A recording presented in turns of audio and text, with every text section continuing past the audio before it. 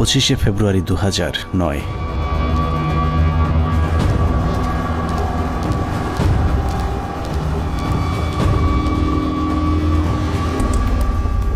মহাজোট সরকার ক্ষমতায় আসার মাস দেড়েকের মাথায় বর্বরতম এক হত্যাকাণ্ডের মাধ্যমে ভেঙে দেয়া হয় সীমান্তে উঁচু করে যারা শত্রুর সামনে প্রাচীর হয়ে থাকত তাদের মেরুদণ্ড।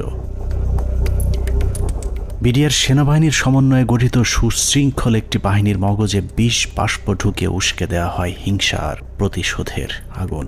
সেই আগুনেই পুড়েছে বিশ্বাস, আস্থা আর ভালোবাসায় তৈরি করা সাজানো গোছানো এক সুখের ঘর।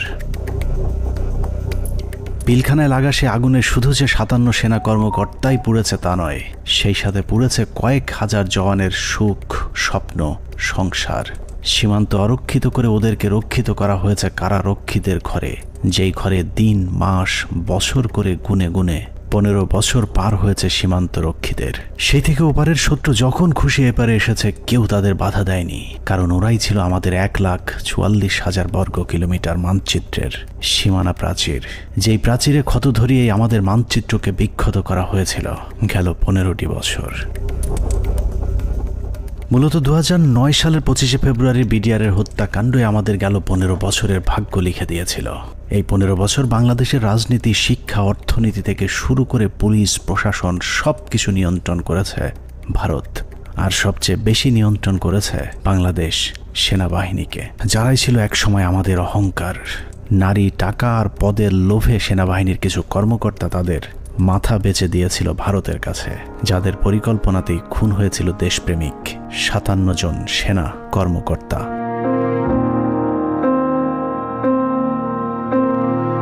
পঁচিশে ফেব্রুয়ারি পিলখানায় আসলে কি ঘটেছিল, কেন ঘটেছিল, সেই ঘটনার পরে কি ঘটেছিল, কিংবা এখন আসলে কি ঘটছে তা নিয়ে আমাদেরকে যতটুকু জানানো হয়েছে তার চেয়েও অনেক বেশি আমাদের থেকে গোপন করে রাখা হয়েছে। ঘটনার শুরু থেকে শেষ পর্যন্ত আমরা যতটুকু জেনেছি তার পুরোটাই পিলখানার মূল ঘটনার বিকৃত এক রূপ, যেখানে সত্যের কোনো বালাই নেই। হাসিনা সবকিছু জানতো। এই বিডিআরের ঘটনা হাসিনা আসার 1 মাস পরেই কেন ঘটলো? হাসিনা এবং মঈনুদ্দিন এটা জানতো, কাজেই হাসিনাকে একদিন জবাব দিতেই হবে। এটা পিলখানা হত্যাকাণ্ডকে আমরা যদি একটি মুদ্রা হিসাবে ধরি, তাহলে এতদিন আমরা সেই মুদ্রার এক পিঠ দেখেছি, যার আরেক পার্শ্ব আরো ভয়ঙ্কর, আরো নৃশংস, আরো বর্বর, অমানবিক। আমরা শুধু 57 সেনা কর্মকর্তার গল্প শুনেছি, কিন্তু তার চেয়েও কয়েক গুণ মানুষকে হত্যা করা হয়েছে, যেই খবর বিডিআরের পরিবারের বাইরে আর কাউকে জানতে দেওয়া হয়নি। পিলখানা হত্যাকাণ্ডের মামলায় রাজসাক্ষী না হওয়ার জন্য বীর মুক্তিযোদ্ধা ডিএডি আব্দুর রহিম সাহেবকে জেলখানায় নিয়ে নির্মমভাবে ইনজেকশন পোস্ট করে তাকে শহীদ করা হয়।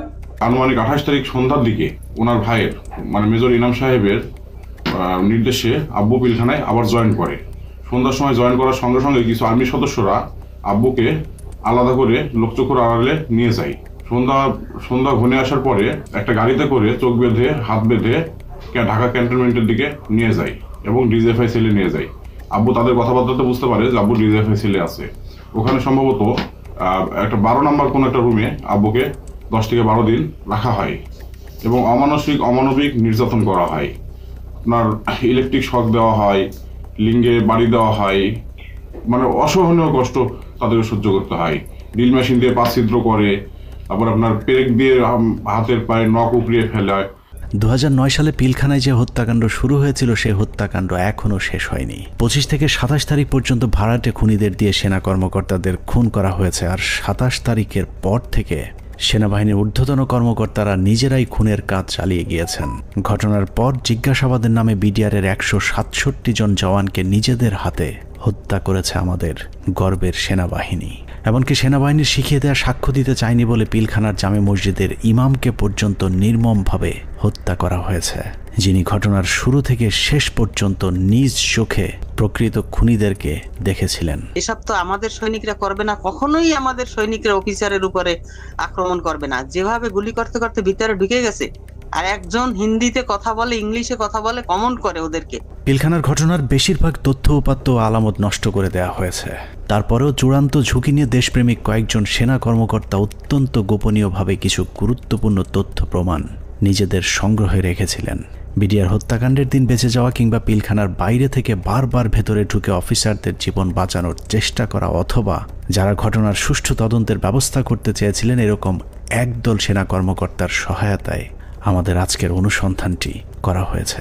দীর্ঘ সময় ধরে চলা আমাদের একান্ত প্রচেষ্টায় ঘটনার মূল রহস্য উদ্ঘাটনের সর্বোচ্চ চেষ্টা করা হয়েছে। তারা রাষ্ট্রের মানুষের সুন্দরভাবে একটা সেবা দেওয়ার জন্য দায়িত্ব নেয় নাই এবং মাত্র 1.5 মাসের মাথায় বিডিআর মতো একটা হত্যাযজ্ঞ তারা চালিয়েছিল পরিপূর্ণ রাষ্ট্র সহযোগিতায়। কারণ রাষ্ট্রকে পরিপূর্ণ এই সময় থামিয়ে রাখা হয়। এই জায়গা একটা বিশাল একটা কাজ করার জায়গা কমিশনের, যে এই পোস্টিং গুলা কাদের অর্ডারে হয়েছিল, কি ক্রাইটেরিয়াতে ওনাদেরকে তখন এইভাবে পোস্টেড করা হলো, কেন এত কুইক, মানে এই জিনিসটা তো সন্দেহের উদ্রেক করে, তাই না? যে 18 ইঞ্জিনিয়ার্স এর কর্নেল মেহেদী স্যার এত ইম্পর্টেন্ট সব কাজ করছিল, ওদেরকে যখন ক্লোজ অ্যারেস্ট করে রাখা হয় বা আয়নাঘরের থেকে নিয়ে রাখা হয়, মেস বিতে ক্লোজ অ্যারেস্ট করে রাখা হয়, তখন এই রেজানুর খান স্যারের সঙ্গে আমার বাবা দেখা করতে গেছিলেন যে আমার খোঁজ নেওয়ার জন্য। তখন উনি বলেন যে আপনার ছেলে মানে বাংলাদেশের সবচেয়ে বড় সন্ত্রাসী, তার কথা একদম ভুলে যান। পিলখানায় আসার আগের 2 বছর 3 বছর তারা আসলে কি করছিল, কোথায় তাদের পোস্টিং ছিল, তারা কাদের সাথে মেলামেশা করছে। আমাদের অনুসন্ধানে সহায়তাকারী এসব অফিসারদের সকলে বিডিআর হত্যাকাণ্ডের ঘটনায় নির্যাতনের শিকার। কেউ কেউ দীর্ঘ সময় গুমের শিকার, কেউ চাকরিচ্যুত হয়েছেন কিংবা জীবন বাঁচাতে চাকরি এবং দেশ ছাড়তে বাধ্য হয়েছিলেন। ডিজিএফআই কেন আমাদেরকে বাধা দিলেন, উল্টা আমাদের সাথে রাগ করলেন যে কেন তোমরা পলাতক এদেরকে ধরে নিয়ে আসলে, তাদের তো পালিয়ে যেতে দেওয়া হচ্ছিল অন্ধকার করে, লাইন কেটে যে তাদেরকে পালিয়ে যেতে দেওয়া হচ্ছিল। এই বিষয়টা অবশ্যই ওই সময় সমস্ত পত্রিকায় এসেছিল। আর 3 নাম্বার হচ্ছে যে এই যে এরা যে মানে বললো যে এরা ঠিক জানে না কে তাদের কমান্ড করছে, এই যে জিনিসটা সবার মুখ ঢাকা ছিল। সো কে কাকে কমান্ড করছে এটা তো চেহারা, যেমন আমার সৈনিক কিন্তু সবাইকে চিনে একটা ইউনিটের, আমি সবাইকে চিনি যে আমাকে অমুক স্যার এটা বলেছে। একে তো ওখানে হচ্ছে প্যারেড উপলক্ষে বিভিন্ন ইউনিটের সৈনিকরা এসেছিল, সবার মুখ ছিল বাধা, এর জন্য ওরা জানতো না যে কার কমান্ডে তারা কাজ করছে। সেনাবাহিনীর মধ্যম সারির এসব সেনা কর্মকর্তাদের সংগ্রহে থাকা কিছু গোপন অডিও ভিডিও ছিল আমাদের অনুসন্ধানের মূল পুঁজি। স্পর্শকাতর এসব তথ্য উপাত্ত নিয়ে আমাদের আজকের অনুসন্ধান।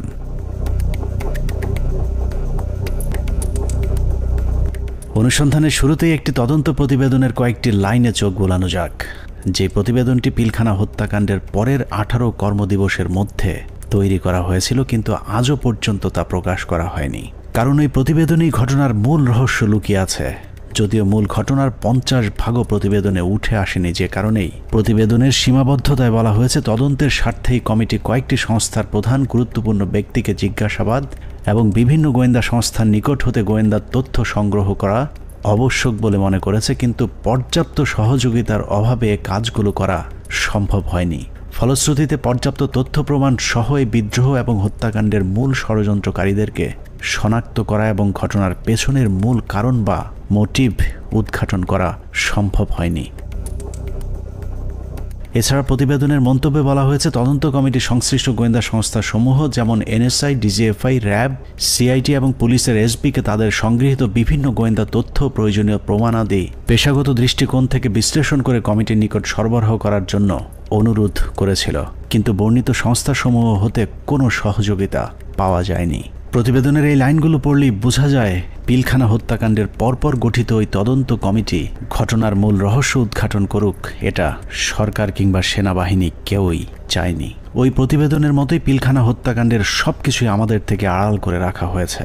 2009 সালের 25 ফেব্রুয়ারি সকালে পিলখানায় দরবার শুরুর পর থেকে 26 তারিখ বিকেল 5টা পর্যন্ত সরকারের পক্ষ থেকে যা কিছু করা হয়েছে সবই জিম্মি হওয়া সেনা কর্মকর্তাদেরকে হত্যার উদ্দেশ্যে, কাউকে বাঁচানোর জন্য নয়। 25 তারিখ সকাল থেকেই তৎকালীন প্রধানমন্ত্রী শেখ হাসিনা, 3 বাহিনী প্রধান, ডিজিএফআই, এনএসআই প্রধান, সামরিক সচিব তারেক সিদ্দিকী সহ সকলেই সেনা কর্মকর্তাদের হত্যার মিশন সম্পূর্ণ করবার জন্য শেখ হাসিনার তৎকালীন সরকারি বাসভবন যমুনায় অবস্থান করছিলেন। পিলখানার ঘটনায় বেঁচে আসা সেনা কর্মকর্তাদের একজন মোহাম্মদ জাহিদি আহসান হাবিব দরবার হলে গোলাগুলি শুরুর পর তিনিই প্রথম জেনারেল তারেক সিদ্দিকীকে ফোন করে বলেছিলেন তাদেরকে বাঁচানোর জন্য, কিন্তু তারেক সিদ্দিকী ফোন কেটে দেন। তারপর থেকে আর তারেক সিদ্দিকীকে টেলিফোনে পাওয়া যায়নি। আমাদেরকে যাতে সাহায্য করার জন্য, যাতে আর্মি যাতে আমাদেরকে হেল্প করে, তার জন্য আমি জেনারেল তারেককে আমি সাহায্য চেয়েছিলাম। আমি জেনারেল তারেকের সাথে জেনারেল শাকিলের কথা বলে দিয়েছিলাম আর্মিরা যাতে এখানে ইন্টারভেনশন করে, আর্মি যাতে পাঠায়, কিন্তু তারা কোনো আর্মি পাঠায়নি বা আমাদের কোনো সাহায্য করা হয়নি। পিলখানা থেকে বেঁচে ফেরা মেজর জায়েদের বক্তব্যের অনুরূপ তথ্য অপ্রকাশিত সেই প্রতিবেদনেও উঠে এসেছে, যেখানে বলা হয়েছে আনুমানিক সকাল 9:30 ঘটিকায় মহাপরিচালক বিডিআর স্বয়ং প্রধানমন্ত্রী, সেনাপ্রধান, মহাপরিচালক র্যাব এবং মহাপরিচালক ডিজিএফআই এর সাথে ফোনে কথা বলেন। এ সময় বিডিআর এর ডিজি সুনির্দিষ্টভাবে তাদেরকে জানান 44 রাইফেলস ব্যাটালিয়ন বিদ্রোহ করেছে। এছাড়াও অবরুদ্ধ অন্যান্য সেনা কর্মকর্তাগণও তাদের মোবাইলে সাহায্যের জন্য বিভিন্ন স্থানে টেলিফোন করেন ও SMS পাঠান। আত্মীয় স্বজন, বন্ধু বান্ধব ও সহকর্মীদের তাদের অসহায়ত্বের খবর জানান।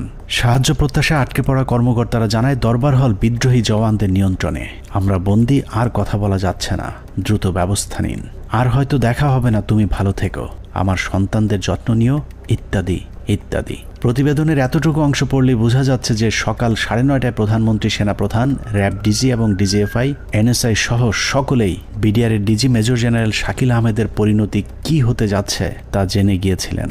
তারপরেও কোনো পদক্ষেপ নেওয়া হয়নি। সাথে প্রায় 1 প্লাটুন আমার র্যাব ছিল, আমার সাথে আরো 2-3 জন অফিসার ছিল। আমি মেজর রাজনের কথা বলেছি, মেজর রাজন অলথ্রু আমার সাথে ছিল, আমার সাথে আরো 2-3 জন পুলিশ অফিসার ছিল। মেজর জুলকার তখন সম্ভবত সে ক্যাপ্টেন জুলকার ছিল, ক্যাপ্টেন ইয়াসির ছিল।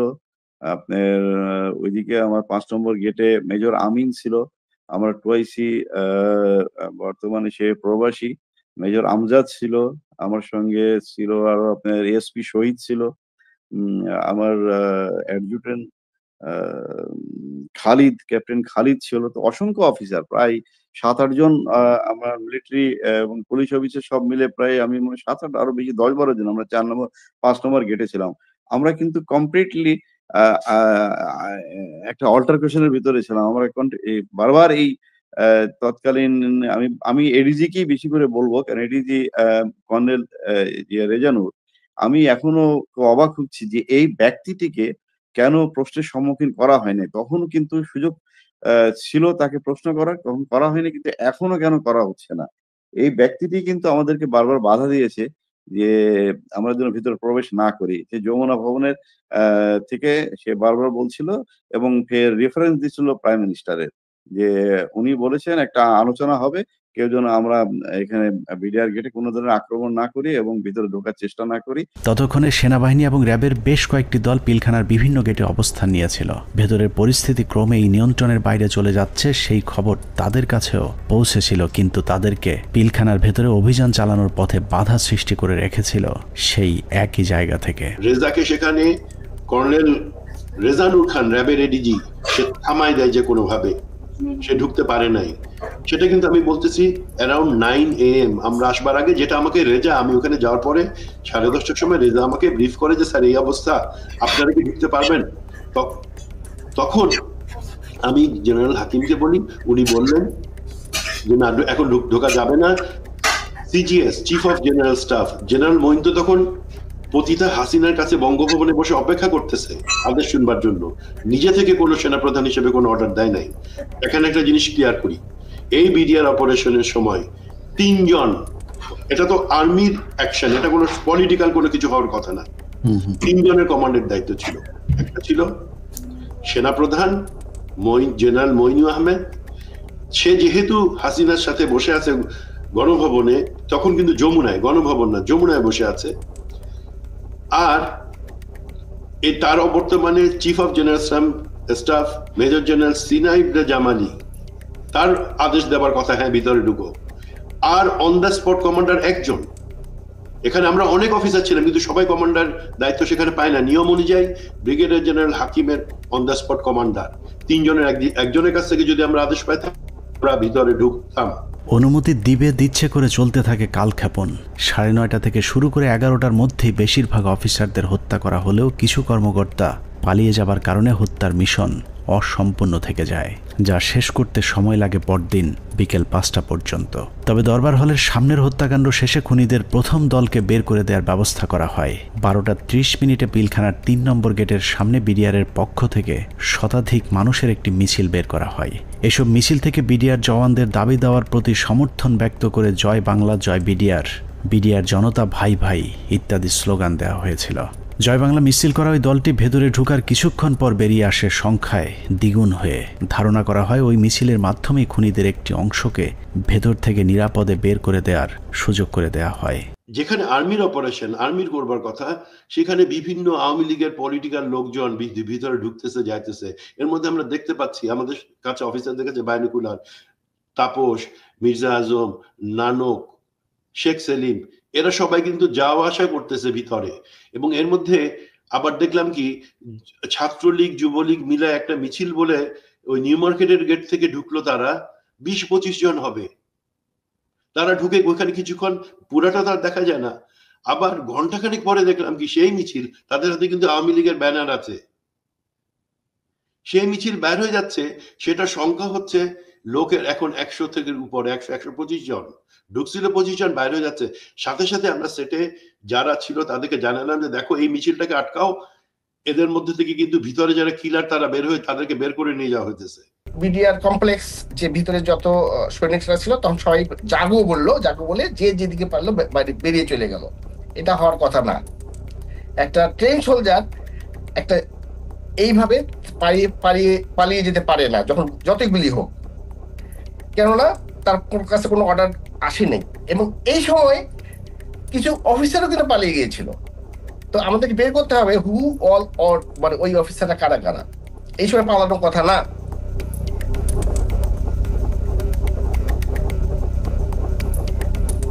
দুপুর 1:30।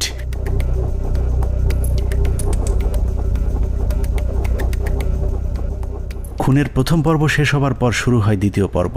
বেলা বাড়ার সাথে সাথে দরবার হলে নৃশংস হত্যাযজ্ঞের খবর ছড়িয়ে পড়ে পুরো পিলখানায়। এতে অধিকাংশ বিডিআর সদস্যরা আতঙ্কিত হয়ে পড়েন।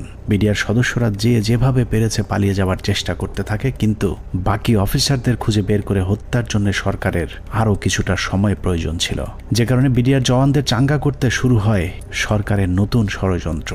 নাটকের এই পর্বে মঞ্চে আসে মুন্নি সাহা এবং জয় মামুন, যারাই প্রথম গুজব ছড়িয়ে দেন পিলখানায় অপারেশন ডাল ভাতের টাকা নিয়ে অসন্তোষের কারণেই বিডিআরের ডিজিকে জিম্মি করেছে বিডিআরের জওয়ানেরা। এর পরপরই সেনাবাহিনী নিয়ে নানা ধরনের উস্কানিমূলক তথ্য প্রচার করতে থাকে বিশেষ কয়েকটি গণমাধ্যম। অফিসারদের কি অবস্থা, অফিসার যারা ছিল দরবার হলে যারা ছিল তাদের কি অবস্থা? তারা অনেকে ভেঙে গেছে, অনেকে আমাদের জিম্মিতে আছে, তাদেরকে কিছু করা হয়নি। ওরা খুব ভালো হয় জানে বিডিআর এর প্রতি কি অন্যায় অবিচার চলে। আপনাদের তো অনেক দিনের এটা ক্ষোভ, আজকে কেন, আজকে কোন পরিপ্রেক্ষিতে এটা করলেন? উনি বোঝেন না, উনি খালি আশা দেয়। এখন আমরা ওনাদেরকে আটক অবস্থায় রাখছি যাতে আমাদের দাবিগুলা মাননীয় প্রধানমন্ত্রী এবং স্বরাষ্ট্রমন্ত্রী আমাদের দাবি মানবেন। দেখছিলেন মুন্নি সাহার সঙ্গে বিশেষ। এ সময় নিজেদের লেখা বিভিন্ন ধরনের লিফলেট বিডিআরের নামে প্রচার করে গুজব ছড়াতে থাকে স্থানীয় আওয়ামী লীগের নেতাকর্মীরা। পিলখানার ভেতরেও ততক্ষণে বিডিআরের মাঝে ছড়িয়ে দেওয়া হয়েছে মিডিয়া এবং জনগণ আমাদের সাথে আছে। অপারেশন ডাল ভাতের টাকা মেরে খাওয়া সেনাবাহিনীর প্রতি এমনিতেই অনেকের ক্ষোভ ছিল, তার উপর সেনাবাহিনী যে কোনো সময় হামলা চালাতে পারে এমন গুজব ছড়িয়ে অস্ত্র হাতে তুলে দেওয়া হয় বিডিআরের সাধারণ জওয়ানদের হাতে। একদিকে আওয়ামী লীগের বিডিআরের পক্ষে মিছিল, অন্যদিকে গণমাধ্যমের উস্কানিতে হত্যাকাণ্ডে অংশ নেয়নি এমন অনেকেও দুপুরের পর বিদ্রোহী হয়ে ওঠে। জিনিসপত্রের দাম কারা বাড়াইছে শুনবেন? অরিজিনাল সেনা কর্মকর্তারা বিডিআর কে দিয়ে দাম বাড়াইছে। আস্তে আস্তে বর্ডার থেকে সমস্ত মাল নিয়ে আসতো, নিয়ে আসা স্ট্রোক করতো বিডিআর এর প্যারেড গ্রাউন্ডে। স্ট্রোক করে সেই মালগুলি দেশবাসী মাধ্যমে অনেক দিন পর সাপ্লাই করতো, যার কারণে অনেক দাম বেড়ে যেত জিনিসগুলির। যত ডাল ভাতের টাকা আছে সব মেরে খেয়ে ফেলেছে। ডাল ভাতের নামে তারা কোটি কোটি টাকা হাতিয়ে নিয়ে গেছে, কোটি টাকা হাতিয়ে নিয়ে গেছে ডাল ভাতের নামে। এরই মধ্যে গণভবনের নতুন ষড়যন্ত্রের অংশ হিসেবে আওয়ামী লীগ নেতা জাহাঙ্গীর কবির নানককে পিলখানার 4 নম্বর গেটে পাঠানো হয়। পিলখানার চারপাশের এলাকা থেকে বাড়িঘর ফেলে মানুষ যখন সরে যাচ্ছিলেন, তখন বীর দর্পে 4 নম্বর গেটের দিকে এগিয়ে যান আওয়ামী লীগের তৎকালীন এলজিআরডি প্রতিমন্ত্রী জাহাঙ্গীর কবির নানক, ফজলে নূর তাপস এবং হুইপ মির্জা আজম। অন্যদিকে প্রস্তুত ছিলেন সাংসদ মাহবুবারা গিনি এবং ওয়ারেসাত হোসেন সহ আওয়ামী লীগের বেশ কয়েকজন নেতাকর্মী। একজন মহিলা এমপি, তো মহিলা এমপিকে কাছে আসার পরে তখন আমি চিনতে পেরেছিলাম। তো আর ওনাদের দুজনকে তো আমি চিনি। তো ওনারা এসে আসে দাঁড়ানোর পরে ফরজুল কারোর কাছে এসে মহিলারা জিজ্ঞেস করলেন যে আমি কি একটা সাদা পতাকা পেতে পারি? তো স্যার তখন পিছন দিকে ঘুরে তাকালেন, ঘুরে তাকিয়ে সৈনিককে জিজ্ঞেস করলেন যে তোমাদের কারোর কাছে কোনো সাদা পতাকা বা এরকম কোনো কিছু আছে কিনা। তো তৎপরবর্তীতে ওখান থেকে ওরকম সাদা পতাকার কোনো কিছু না পাওয়াতে উনি স্যার বললেন যে আমার কাছে একটা রুমাল আছে, এটা চলবে কিনা। উনি ওটা দিয়ে দিলেন, বাট উনারা এই সময় স্যার কিন্তু ওনাদেরকে জিজ্ঞেস করলেন যে আপনারা যে এখান দিয়ে যাবেন তো ওখান থেকে গুলি হচ্ছে, তো তখন ওই মহিলা এমপি গিনি বলেছিলেন যে না আমাদেরকে গুলি করবেন বা গুলি আসবেন আমাদের দিকে, আপনি এটা নিয়ে চিন্তা করবেন। তো এই জিনিসগুলো কিন্তু কিছু সিগনিফিকেন্ট জিনিস, তখন এগুলো অর্থ বুঝি নাই যে ওনারা এইভাবে এত কনফিডেন্ট কি, বাট এগুলো যেমন পরবর্তীতে জীবনে আসার পরে আমি বুঝতে পেরেছি যে আচ্ছা এইটার মানে তাহলে এই জিনিসটা দাঁড়ায়। আওয়ামী লীগের ওই প্রতিনিধি দলকে পেয়ে বিডিআর সদস্যরা মনে করেছিল তারা হয়তো বিডিআরকে বাঁচাতেই এসেছিল, কিন্তু এটাই ছিল বিডিআরের জন্য সবচেয়ে ভয়ঙ্কর ফাঁদ, যেই ফাঁদে পা দেয় পিলখানা হত্যাকাণ্ডের পুরো দায় বিডিআরের উপর চলে আসে। পিলখানা 4 নম্বর গেটে যখন নানক আজমদের নেতৃত্বে আওয়ামী লীগের একটা দল পিলখানার ভেতরে পৌঁছায়, তখন বিডিআরের পোশাক পরা কিছু লোক তাদের সাথে বেশ কিছুক্ষণ কথাবার্তা বলেন। তাদের মধ্যে কি কথা হয়েছে সেটা জানা না গেলেও এর পরপরই বিডিআরের কয়েকজন ব্যক্তিকে সামনে নিয়ে আসা হয় যাদের নাম এর আগে কখনো শোনা যায়নি। তাদের মধ্যে একজন ডিএডি তৌহিদ, যাকে আমরা পিলখানা হত্যাকাণ্ডের কথিত মূল হোতা হিসেবে এতদিন ধরে জেনে এসেছি। নানক আজমদের সাথে বৈঠক করা ওই দলটি ডিএডি তৌহিদ সহ কয়েকজন ডিএডিকে খুঁজতে থাকেন। বিডিআরের পোশাক পরা ওই দলটি ডিএডি তৌহিদের পিলখানার বাসায় গিয়ে তৌহিদের সন্ধান চেয়েছিলেন, কিন্তু বিডিআরের পোশাক পরা থাকলেও ডিএডি তৌহিদ সেনাবাহিনী নাকি বিডিআরের কর্মকর্তা সেটাও তারা জানতেন না। আমার বাসার সামনে নেম প্লেট ছিল তৌহিদ লেখা, জিজ্ঞেস করতেছে যে তৌহিদ উনি কি বিডিআর না আর্মির? আমি বলছি উনি বিডিআর এর র্যাঙ্ক কি? ডিএডি কি আর্মির না বিডিআর এর? মানে ওনারা এটাও চিনে না যে ডিএডি র্যাঙ্ক আর্মি বিডিআর এ হয়, বুঝেন? তাহলে ডিএডি তৌহিদের পরিবারকে ভয়ভীতি দেখিয়ে তার অবস্থান জানা হয়। এরপরই প্রথমবারের মতো দৃশ্যপটে আসেন ডিএডি তৌহিদ, ডিএডি আব্দুর রহিম সহ বেশ কয়েকজন বিডিআরের সৈনিক, যাদেরকে বিডিআর বিদ্রোহের নেতা পরিচয় দিয়ে নিয়ে যাওয়া হয় প্রধানমন্ত্রীর সাথে বৈঠকে। বেলা 3:40 বিডিআরের 14 দলের একটি প্রতিনিধি দল শেখ হাসিনার বাসভবন যমুনায় প্রবেশ করেন। পিলখানা হত্যাকাণ্ড নিয়ে করা গোপন সেই প্রতিবেদনে উল্লেখ করা হয়েছে, বিডিআরের ওই প্রতিনিধি দলটি যমুনায় শেখ হাসিনার সাথে বৈঠকের সময় সেখানে আর কাউকে থাকতে দেওয়া হয়নি। অর্থাৎ পিলখানার ভেতরে সেনা কর্মকর্তাদের ভাগ্যে কি ঘটেছিল সেই খবর একমাত্র শেখ হাসিনাকেই জানানো হয়েছিল। যমুনায় বৈঠক শেষে বিডিআরের প্রতিনিধি দল গেটের বাইরে আসার পর অপেক্ষমান সাংবাদিকদের সাথে কথা বলেন। সেখানে নানান প্রশ্নের জবাব দেওয়ার পর ভেতরে কতজন শহীদ হয়েছেন সেটা নিয়ে জিজ্ঞেস করতেই ডিএডি তৌহিদকে সেখান থেকে সরিয়ে নিয়ে যায় জাহাঙ্গীর কবির নানক।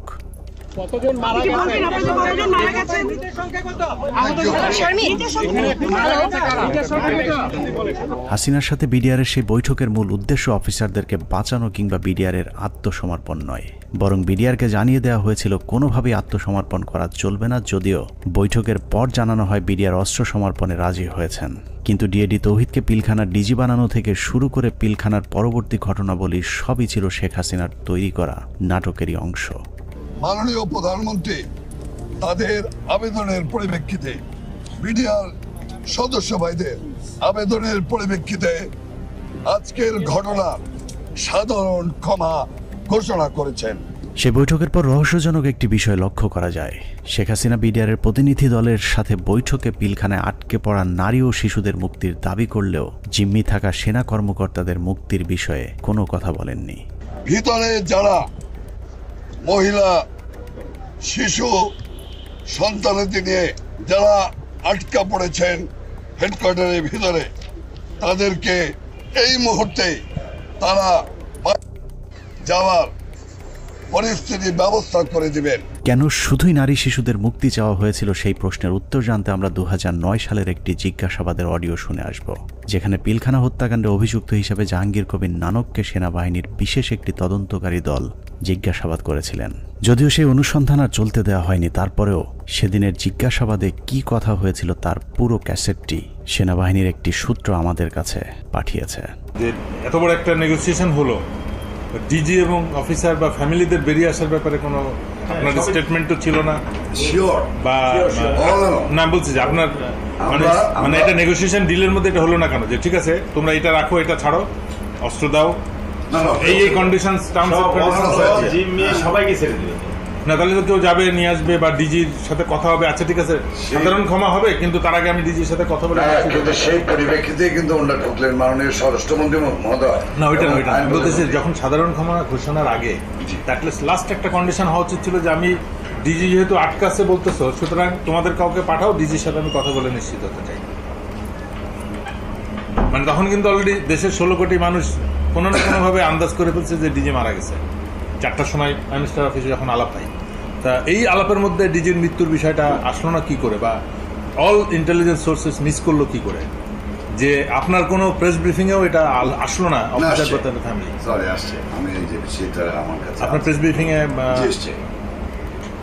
শুধু জিম্মির ব্যাপার আসছে, বা ডিজি বা তার অন্যান্য অফিসারদের রিলিজের ব্যাপারে যারা আটক আছেন তাদেরকে পার্টিকুলার ডিজি কথা বলা হয়নি স্যার।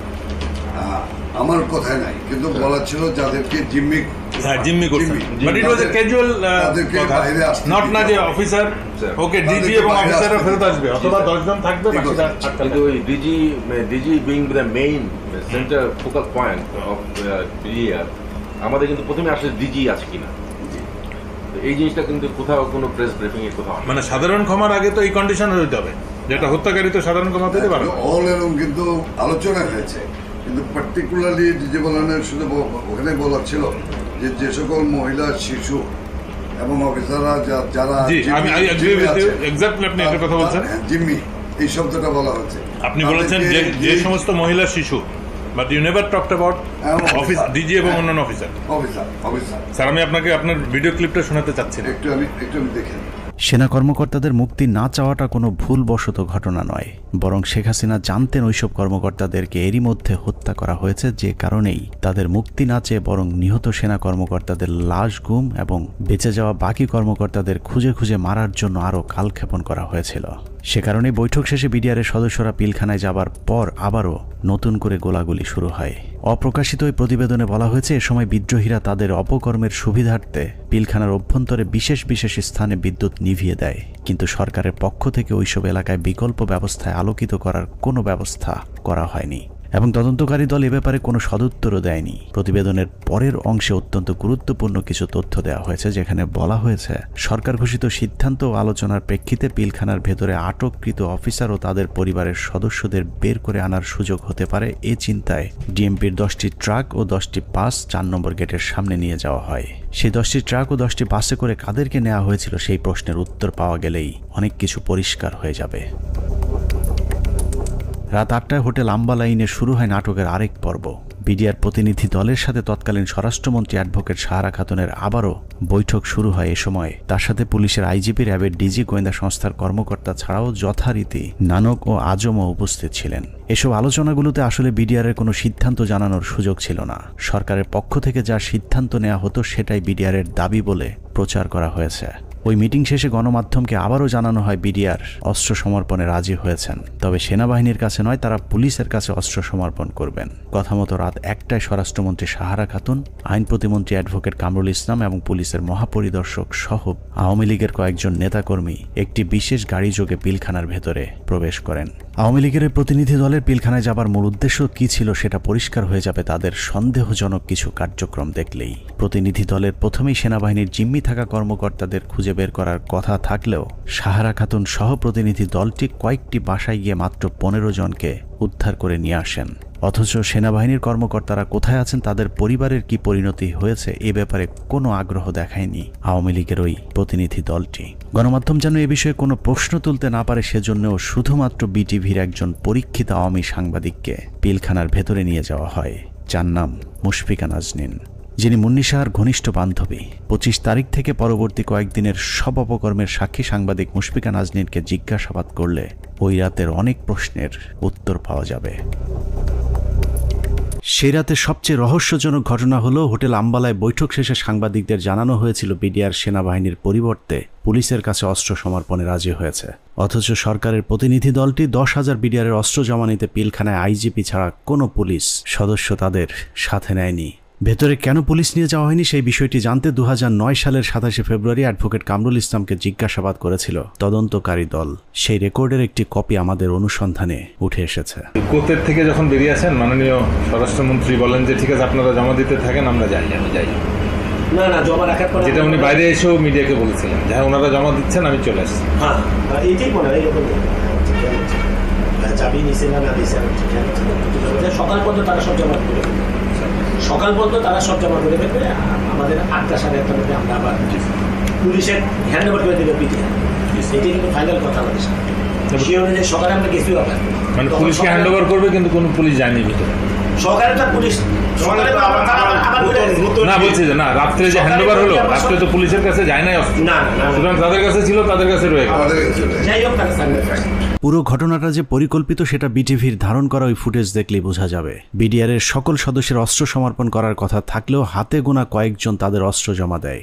ছোট একটি টেবিলের উপর যখন বিডিআর সদস্যরা অস্ত্র জমা দিচ্ছিল, ঠিক একই সময়ে অন্য বিডিআর সদস্যরা অস্ত্র হাতে নিয়ে বীরের মতো পাশে হাঁটাহাঁটি করছিলেন। ঘটনার এখানেই শেষ নয়। অস্ত্র সমর্পণের নাটক শেষে যারা অস্ত্র জমা দিয়েছিলেন তারাই আবার জমা দেওয়া অস্ত্রগুলো হাতে তুলে নিচ্ছিলেন। বিটিভির ক্যামেরাম্যান হয়তো ভুলক্রমে নাটকের বাইরের ওই দৃশ্য ধারণ করে ফেলেছিলেন। 25 তারিখ রাত যতই গভীর হয়েছে, সরকারের ষড়যন্ত্র ততই দিনের মতো পরিষ্কার হতে থাকে।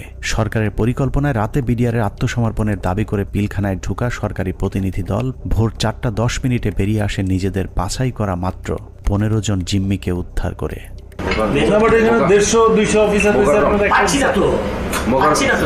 তাহলে মানে যে কোনো হোস্টেজ রেস্কিউ, মানে যে কোনো হোস্টেজ রেস্কিউ অপারেশনের প্রথম তো আমার হোস্টেজের কে কে আছে, অফিসার এবং তার পরিবার, কয়জন অফিসারকে আমার সাথে আনলাম, কয়জন প্লাস হোস্টেজের মধ্যে সব থেকে বড় হোস্টেজ যেটা ডিজি এবং তার পরিবার, তাদের কেউই আসলো না। তাদের বেঁচে আছে না মরে গেছে তাও জানলাম না। তাহলে হোস্টেজ অপারেশন কি হবে? ওরা তো আসলে হোস্টেজ রেস্কিউ করতে যান, ইনসিডেন্টালি তখন নাটকের পর নাটক শেষে পরদিন সকাল শুরু হয় আরেক নাটকের মধ্য দিয়ে। 26 তারিখ সকাল 9টায় কৃষিমন্ত্রী মতিয়া চৌধুরী, জাহাঙ্গীর কবির নানক, জাতীয় পার্টির চেয়ারম্যান হোসেন মোহাম্মদ এরশাদ, আইন প্রতিমন্ত্রী কামরুল ইসলাম এবং ব্যারিস্টার তাপস আবারও পিলখানার 4 নম্বর গেটে উপস্থিত হন। ওদিকে 3 নম্বর গেটে আওয়ামী লীগের 200-300 নেতাকর্মী উপস্থিত হয়ে আবারও বিডিআরের পক্ষে স্লোগান দিতে থাকেন। এক পর্যায়ে মিছিলটি পিলখানার ভেতরে ঢুকে যায়। তবে ভেতরে যে কজন ঢুকেছিলেন তার চেয়ে কয়েক গুণ বেশি লোকজন নিয়ে পিলখানা থেকে কিছুক্ষণ পরে বেরিয়ে আসে আওয়ামী লীগের ওই মিছিলটি। 27 তারিখ তো 26 তারিখে একটা মাইক্রোবাসে করে বাইরের যে লোকেরা ভেতরে ঢুকেছিল তারা বের হয়ে যায়। 26 তারিখ দুপুর 2:30 12 সদস্যের মহাজোট মধ্যস্থকারী কমিটি গঠন করা হয়।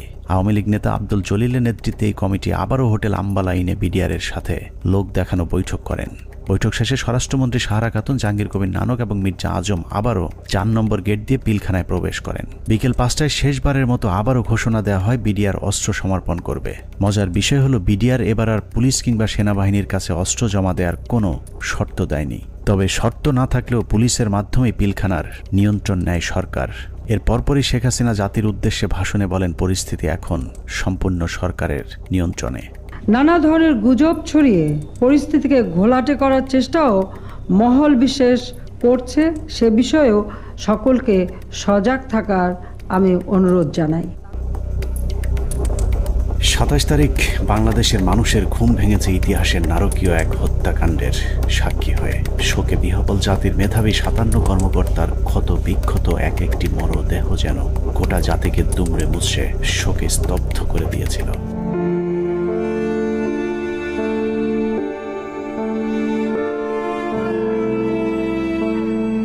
এভাবেই শেষ হয় শ্বাসরুদ্ধকর পিলখানা ট্র্যাজেডির 33 ঘন্টা।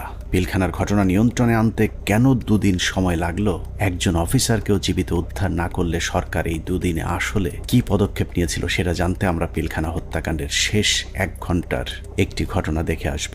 27 তারিখ বিকেল 5টায় বিডিআরের অস্ত্র সমর্পণের ঘণ্টাখানেক আগে শেখ তাপসের নেতৃত্বে একটি দল শেষবারের মতো মাইকিং করে জীবিত কেউ থাকলে বের হয়ে আসার অনুরোধ করেছিলেন। মাইকিং শুনে যেসব সেনা কর্মকর্তারা জীবন বাঁচাতে গাড়ির কাছে গিয়েছিলেন তাদের একজন ক্যাপ্টেন তানভীর, যার লাশ এখনো খুঁজে পাওয়া যায়নি। আমাদের হাতে আসা একজন সিপাহীর জিজ্ঞাসাবাদের একটি রেকর্ডে ক্যাপ্টেন তানভীর সম্পর্কে গুরুত্বপূর্ণ তথ্য পাওয়া গেছে। উনি হচ্ছেন আমাদের এমপি তাপস। তখন উনি আমার দিকে বড় বড় করে চোখ থেকে তাকালেন এমপি তাপস। ওনাকে বলছে ঠিক আছে তাহলে গাড়িতে উঠে। আমি বললাম স্যার আমাকে নিয়ে যান, আমি এখানে একা কি করবো? বলছে না তুমি 1 নম্বর গেট দিয়ে, তারপরে বলতো 1 নম্বর গেট দিয়ে তুমি বাইরে চলে যাও। বললাম ওনাকে গাড়িতে উঠে চলে যাবে। এর মধ্যে তার স্যার আমার কাঁধে হাত রাখে নাকি বলে মনে তুমি কোনো চিন্তা করো না, তুমি বাসা চলে যাও। চলে গেলেন গাড়ি নিয়ে, আমি চলে আসবো। অনুসন্ধানে জানা যায় বিডিআর সৈনিকদের জিজ্ঞাসাবাদের সময় গোপনে রেকর্ড করা এই বক্তব্যটি সিপাহী মুহিতের, যিনি বিডিআর হত্যা মামলার ৭০ নম্বর আসামি। জিজ্ঞাসাবাদের সময় একজন সেনা কর্মকর্তার কাছে সিপাহী মুহিত ক্যাপ্টেন তানভীরের ভাগ্যে আসলে কি ঘটেছিল তার বিশদ বর্ণনা দিয়েছেন। কোনোভাবেই কিছু হয় না, উনি এখান থেকে ফোনে কথা বললেন, আমার মোবাইলে কথা বললেন, দিঘার এক জায়গায় সার বললেন, আরেক জায়গায় চুরি করে কথা বললেন। তখন আমার মোবাইলেরও সার্চ নাই, মোবাইল বন্ধ হয়ে গেছে, আমিও কথা বলতে পারলাম না। আমি আরো সারা রাত রাগারাগি করছি স্যার আপনার জন্য, আমিও আমার পরিবারের সাথে কথা বলতে পারলাম না। সিপাহী মুহিতের বক্তব্য অনুযায়ী ক্যাপ্টেন তানভীর সবশেষ তার স্ত্রীর সাথে মুহিতের মোবাইল ফোনে কথা বলেছেন এবং ফোনের চার্জ শেষ হয়ে যাবার পর লাইন কেটে যায়। ঘটনার সত্যতা জানতে আমরা তানভীরের স্ত্রীর সাথে কথা বলেছিলাম। তানভীরের স্ত্রীও ঠিক মুহিতের মতো একই বক্তব্য দিয়েছেন। ফোনে কথা বলতে বলতে কি ফোন কেটে গিয়েছিল, এরকম কিছু মনে করতে পারেন? এরকম ফোন হয় কেটে গিয়েছিল বা কোনো আর সাউন্ড পরে শুনতে পাইনি। তার মানে সিপাহী মুহিত এবং তানভীরের স্ত্রী দুজনের বক্তব্যে এটা পরিষ্কার যে ক্যাপ্টেন তানভীরকে বিডিআর নয়, তাপস নিজেই হত্যা করেছে। অতএব তাপসই বলতে পারবে তানভীর কি জীবিত নাকি তাকে মেরে ফেলা হয়েছে।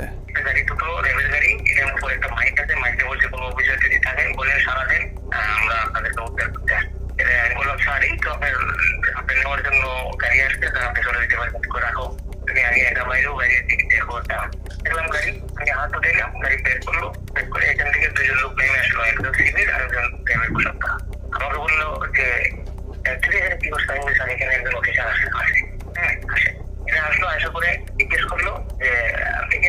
উনি বলছেন যে আমি ক্যাপ্টেন তানভীর, উনি হচ্ছেন আমাদের এমপি তাপস, যে লোকটা এই লোকটা হচ্ছে এমপি তাপস সাহেব। তখন উনি আমার দিকে বড় বড় করে চোখ থেকে তাকালেন, এমপি তাপস, ওনাকে বলছে তাদের গাড়িতে উঠে। সূত্র জানিয়েছে মুহিতের জিজ্ঞাসাবাদের এই রেকর্ডটি সিআইডিতে থাকাকালীন সেনাবাহিনী এবং র্যাবের কয়েক দফা জিজ্ঞাসাবাদ শেষে মুহিতকে সিআইডিতে জিজ্ঞাসাবাদের সময় মুহিত বলেন, আমার কোনো দোষ নেই, আমার অপরাধ একটাই, তা হলো জিজ্ঞাসাবাদে আমি ক্যাপ্টেন তানভীরকে তাপসের গাড়িতে তুলে দেওয়ার কথা সেনাবাহিনীর কর্মকর্তাদেরকে জানিয়েছিলাম। কোনো একটি জিজ্ঞাসাবাদের সময় তাপস নিজে উপস্থিত থেকে মুহিতকে নির্যাতন করেছেন বলেও অভিযোগ করতে শোনা যায় সিপাহী মুহিতের ওই গোপন রেকর্ডে। তানভীর স্যারকে ফোন করেন, তানভীর স্যারে আমি তানভীর স্যারকে পাঠাইছি, তানভীর স্যারকে তাপস স্যারের গাড়িতে উঠে দিচ্ছি, উনি যা বলবে তাই। উনি যদি আমি বলে যে আমি ওনাকে পাঠাই না, তাহলে আমার মাঝে তিনি বলছি তাপসের কথা, আমাকে এমন পিছনে দিল, দিয়ে আমাকে নিয়ে আবার সেনের ভিতরে রাখলো, রাখার পরে আবার লোক আসে, তাপস সার আসবে, তাপস সারকে নিয়ে আসে তারা, এনে বলে স্যার ওই সাবার বেটা সবাই আপনার বলে আপনাকে তানভীরকে নাকি আপনি নিয়ে আসতেন, নিয়ে সে এমন জোরে থাপ্পড় মারলো আমাকে একটা, আমি একটা বাড়িতে বলে গেলাম, উঠাইলো, উঠাই বলছে তুই এই কথা আর কখনো যাতে তোর মুখ দিয়া না আসে। পিলখানা ট্র্যাজেডির ৩৩ ঘন্টা মূলত সেনাবাহিনীর যেসব অফিসার বেঁচে ছিলেন তাদেরকে খুঁজে খুঁজে মারার জন্যই কালক্ষেপণ করা হয়েছিল, যে অভিযানের শেষ হয় তানভীরকে গুম অথবা খুন করার মধ্য দিয়ে। বিএম এর ক্যাডেট দিয়ে দিতে পারতো, 5 জন করে প্রত্যেক বছর এখানে দেওয়া যায়, সেটা যদি না দিতে পারতো তাহলে মেজর অফিসার তাদের দিতে পারতো। কিন্তু এরা তো জানে যে এটা আমার অফিসার না, সে জানে যে এটা আর্মির অফিসার। আর্মি থেকে পার্মানেন্ট যদি চলে আসতো তাহলে সে জানতো এটা আমার অফিসার, কোন অবস্থায় মারতো না, মারতে গেলে নিজেদের মধ্যে যুদ্ধ লেগে যেত। পিলখানা ট্র্যাজেডি বলতে আমরা শুধুই 25 থেকে 27 ফেব্রুয়ারির হত্যাকাণ্ডকেই জানি, কিন্তু পিলখানার মূল ট্র্যাজেডির শুরু হয়েছিল বিডিআর অস্ত্র সমর্পণের পর। সিপাহী মুহিতের মতো যারাই মূল ঘটনা তুলে ধরতে চেয়েছিলেন তাদেরকেই ঠান্ডা মাথায় হত্যা করা হয়েছে। 2009 সালের মার্চের 3 তারিখ বিডিআরেরা কাজে যোগ দেওয়ার পর থেকে জিজ্ঞাসাবাদের নামে সেনাবাহিনী মোট 108 জন বিডিআর জওয়ানকে হত্যা করেছে। এদের মধ্যে কয়েকজন ঘটনার পরিকল্পনার সাথে জড়িত, বাকিরা গুরুত্বপূর্ণ সাক্ষী। নিরীহ এসব বিডিআর সদস্যদের মৃত্যুর কারণ, পোস্টমর্টেম রিপোর্ট কিংবা হত্যাকাণ্ডের তদন্ত কোনো কিছুতেই বিডিআর পরিবারকে হস্তক্ষেপ করতে দেওয়া হয়নি। এমনকি গণমাধ্যমে কথা বলা নিয়েও দেয়া হয়েছিল কঠোর নিষেধাজ্ঞা। পিলখানা হত্যাকাণ্ডের পর জিজ্ঞাসাবাদে যারাই সত্য ঘটনা তুলে ধরতে চেয়েছে তাকেই হত্যা করা হয়েছে, কারণ পিলখানা হত্যাকাণ্ডের পরিকল্পনার সাথে সেনাবাহিনী এবং আওয়ামী লীগের কোন কোন ব্যক্তি জড়িত ছিল তা একমাত্র বিডিআর সদস্যরাই জানত, যে কারণে বিডিআরের গুরুত্বপূর্ণ সাক্ষীদেরকে জিজ্ঞাসাবাদের নামে নির্মমভাবে হত্যা করা হয়। আমি কেন 16 বছর জেল খাটলাম, এই জেল খাটার যে কারণ, এই কারণ আজ পর্যন্ত আমি আবিষ্কার করতে পারি নাই। আমার কাছে অত্যন্ত আশ্চর্যের কোয়েশ্চেন ছিল যে একটা নিরপরাধ মানুষকে কিভাবে 16টা বছর একটা দেশের বিচার বিভাগ আটকিয়ে রাখতে পারে। পিলখানার ভিতরে হত্যাকাণ্ডের সময় ভাই একটা পরিষ্কার একটা ছাই রঙের একটা পিকআপ ছিল, আমার সেলিম যেটা বলে, স্যার আমাদের মারার কোনো পরিকল্পনা ছিল না, দেখেন আমিও ইনজুর্ড, মানে রিকোয়েস্টেড গুলি তার হাতে লেগেছিল, আমাকে দেখাইছি, আমি দেখছি, তার কাছে কাগজও ছিল। তো আমি বললাম যে তুমি তো সবারে কাম 1 by 1 বললা, তোর ঘটনা এটা কেন? তো স্যার আমরা তো এর মধ্যে ছিলাম না, আমার কথা ছিল আমাদের পরিকল্পনা একরকম ছিল, এখানে এটা ছিল না, কিন্তু বাইরে থেকে একটা পিক আপ আসে, এই পিক আপ থেকে গুলি করে। তো সেখানে তো স্যার আমাকেও চিনে না, ওই সারদের এক লাইনে ছিল, তো গুলিটা সারদের গায়ে লাগে, ওই গুলির একটা অংশ আমার গায়ে লাগে। আবার এইটা করে সম্পূর্ণ বহিরাগত, আমি বিশ্বাস করি এটা ভারত থেকে আসা, যাদেরকে পরে সুন্দর করে পার করে দেওয়া হয়, একটা অংশ চলে যায় গাড়িতে করে আসাদুজ্জামান নূর এলাকার ওই এলাকা দিয়ে, আরেকটা অংশ যায় বিমানে, এই অংশটাকে ফলো করে ডিজিএফআই, তাদেরকে ঢুকতে দেওয়া হয়নি এয়ারপোর্টে। আমি সেটা বের হয়ে যায় অ্যাম্বুলেন্সের মাধ্যমে, আঞ্জুমান মফিজের এই অ্যাম্বুলেন্সের মাধ্যমে চলে যায়। তো এটা সম্পূর্ণ বহিরাগত পরিকল্পনা, সহযোগিতা করে আমাদের কিছু সেনাবাহিনী অফিসার, ভিতরে ছিল কর্নেল শামস তার ব্যাটালিয়নের সদস্য, আর বাইরে তো বললাম রেজানুর কাজ করে নাই। আর আমাদের শেখ হাসিনা যদি থাকে জড়িত, কে কি কাজ করবে, কাজ করতে পারে নাই। তবে আমি মনে করি দায়িত্ব পালনের অনীহা, এই কারণে সবাইকে আইনের আওতায় নিয়ে আসা উচিত। আমাদের দুর্ভাগ্য, মইনুল আমাদের সেনাপ্রধান ছিলেন, এটা আমাদের লজ্জা।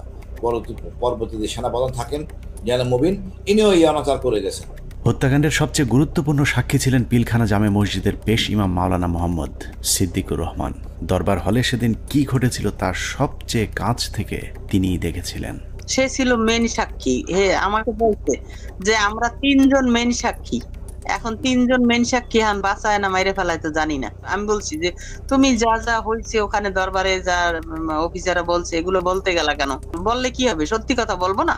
হাসিনা ইচ্ছে করে মারছে, বলবো না? আমি যদি মরে যাই মরে যাবো, তার অসুবিধা। পিলখানা জামে মসজিদের ইমাম সাহেব শুধু দরবার হল নয়, আরো অনেক কিছু সাক্ষী ছিলেন। ঘটনার কয়েক মাস আগে থেকেই শুক্রবার জুম্মার নামাজের শেষে যেসব গোপন মিটিংগুলো হতো, সেখানে বিডিআরের সৈনিকদের সাথে তাপস, নানক এবং আওয়ামী লীগ নেতা তোরাব আলী সহ অনেককে উপস্থিত থাকতে দেখেছিলেন মসজিদের ইমাম সিদ্দিকুর রহমান। এই ডিসেম্বর মাস থেকে প্রতি শুক্রবার আমাদের মসজিদে আসতো, আইসা নামাজ পড়ে তারপর বলতো কি, মুয়াজ্জিন সাহেব, ইমাম সাহেব আপনারা যান, মুয়াজ্জিন সাহেব আপনি পরে এসে একটু মসজিদ আটকাইয়েন, আমরা একটু কথা বলি। কিছু লোক নিয়ে উনি মসজিদের মাঝখানে বসে কথা বলতো, 4 পাশে দরজা আটকাইয়া, তাই ওগুলো বাইরে থেকে শোনার কোনো কায়দা নেই, শোনা যাইতো না। এরকম প্রতি শুক্রবার করতো। ওই যে হাজি সেলিম নাকি ওনার নাম, আমাকে হুজুর যখন বাসায় আসছে দরবার হল থেকে, তারপরে মানে উনি ঘরে পায়চারি করে আর মানে পান খায় আর পাগলের মতো করতেছে যে এইসব কাহিনীর জন্য হয়েছে, এসব তো আমাদের সৈনিকরা করবে না, কখনোই আমাদের সৈনিকরা অফিসারের উপরে আক্রমণ করবে না। যেভাবে গুলি করতে করতে ভিতরে ঢুকে গেছে, আর একজন হিন্দিতে কথা বলে, ইংলিশে কথা বলে, কমেন্ট করে ওদেরকে। পিলখানা জামে মসজিদের পেশ ইমাম তার পরিবারকে জানিয়েছিলেন, দরবার হলে বিডিআরের একজন সৈনিক প্রথমে অস্ত্র ধরলেও প্রথম হত্যা করা হয় বিডিআরের একজন সৈনিককে, যে কারণেই সৈনিকেরা উত্তেজিত হয়ে উঠেছিলেন। তারপরেও বিডিআরের সৈনিকেরা কোনো অফিসারকে গুলি করেননি, বরং একটি আতঙ্কের পরিবেশ তৈরি করতে চেয়েছিলেন। কিন্তু হঠাৎ করেই কয়েকজন অজ্ঞাত মুখোশধারী দরবার হলে ঢুকে অফিসারদেরকে এলো পাতাড়ি গুলি করতে থাকেন। যারা আমাদের সৈনিক তারা কিন্তু উপরে গুলি করছে, তারা কিন্তু ভিতরে গুলি করেনি, গায়ে গুলি করেনি, তাদেরকে গুলি করার অর্ডার দিয়েছে। একজন মানে বলতেছে আমাদের বাসার সামনে থেকে যায় এক বাবুর্চি, হাতে একটা লাঠি। তখন আমার ছেলে আবার ওয়ালের উপর থেকে বলতেছে, আঙ্কেল আপনি লাঠি নিয়ে যান কেন? আমি যদি লাঠি না নিই না আমার নাকি মেরে ফেলবে। এখন এরা ভয়ে এরা অস্ত্র নিছে, কিন্তু এরা গুলি করে নেই। এরা কি করছে, ওই ছাদের দিকে গুলি করছে, উপরে গুলি করছে, এই করিডোরে ওরা বের হয়ে চলে গেছে। ঘটনার পর জিজ্ঞাসাবাদেও ইমাম সাহেব একই কথা বলেছিলেন, কিন্তু বহিরাগতদের হিন্দিতে কথা বলার বিষয়গুলো বাদ দিয়ে সরকারের লিখে দেওয়া সাক্ষী দেওয়ার জন্য ইমাম সাহেবকে চাপ দেওয়া হয়। কিন্তু ইমাম সাহেব সেই চাপে মিথ্যা সাক্ষী দিতে রাজি হননি, যে কারণে তার উপর শুরু হয় শারীরিক এবং মানসিক নির্যাতন। আমাকে স্টেটমেন্ট ওখানে চেঞ্জ করতে বলছে, আপনার স্টেটমেন্ট সবগুলো ডিলিট করে আমরা নতুন যেটা বলবো সেইটা আপনি দেবেন, সেই বয়ান রেকর্ড করব। এটার জন্য খুব চাপ দিয়েছে। চাপ দেওয়ার পর উনি বলছে যে আমি কোনোদিন এটা পাল্টাবো না, কারণ আমি যা চোখে দেখছি এবং আমি যা যা দেখছি, যা যা ঘটনা ঘটছে, এগুলো আমি বলবোই, এটা ছাড়া আমি মিথ্যা কথা বলতে পারবো না। সেটা আপনারা যা করেন করেন। তখন তারা নিয়ে একটা সৈনিকের মানে লজ্জাস্থানে নাকি কারেন্ট দিয়ে শক দেয়, এইটা দেখাইছে তারে। উনি মানে আমি ওই সময় মানে অজ্ঞান হয়ে যাই, এরকম অবস্থা হয়ে গেছিল আমার। আমি মানুষ এরকম কিভাবে করে? তারপরেও ইমাম সাহেব কোনোভাবেই মিথ্যা বলতে রাজি না হয় 2009 সালের 12ই মার্চ জিজ্ঞাসাবাদের জন্য ডেকে নিয়ে যাওয়া হয় তাকে। সেদিনই ছিল তার জীবনের শেষ দিন। নিজের পায়ে হেঁটে যাওয়া মানুষটি পরদিন পরিবারের কাছে লাশ হয়ে ফিরে আসেন। বিডিআর 3টা থেকে 6টা পর্যন্ত কি চিকিৎসা হয়েছে এবং ঢাকা মেডিকেলেও যে কি চিকিৎসা হয়েছে আমরা তো কোনো চিকিৎসার কিছুই জানি না। এবং পোস্টমর্টম রিপোর্ট কি আসলো, আসল রিপোর্ট, যে সেই রিপোর্টটা আমাদেরকে দিল না। পিলখানা জামে মসজিদের পেশিমা মাওলানা রফিকুল ইসলামের মৃত্যুর কারণ হিসাবে পরিবারকে জানানো হয়েছিল হার্ট অ্যাটাক। ইমাম সাহেবের মতো 3 তারিখের পর থেকে হঠাৎ করেই পিলখানা থেকে ধরে নিয়ে যাওয়া বিডিআর সদস্যদের হার্ট অ্যাটাক এবং আত্মহত্যার সংখ্যা বাড়তে থাকে, যা ছিল মূলত সেনাবাহিনীর বিডিআর সদস্যদেরকে হত্যার একটি কৌশল।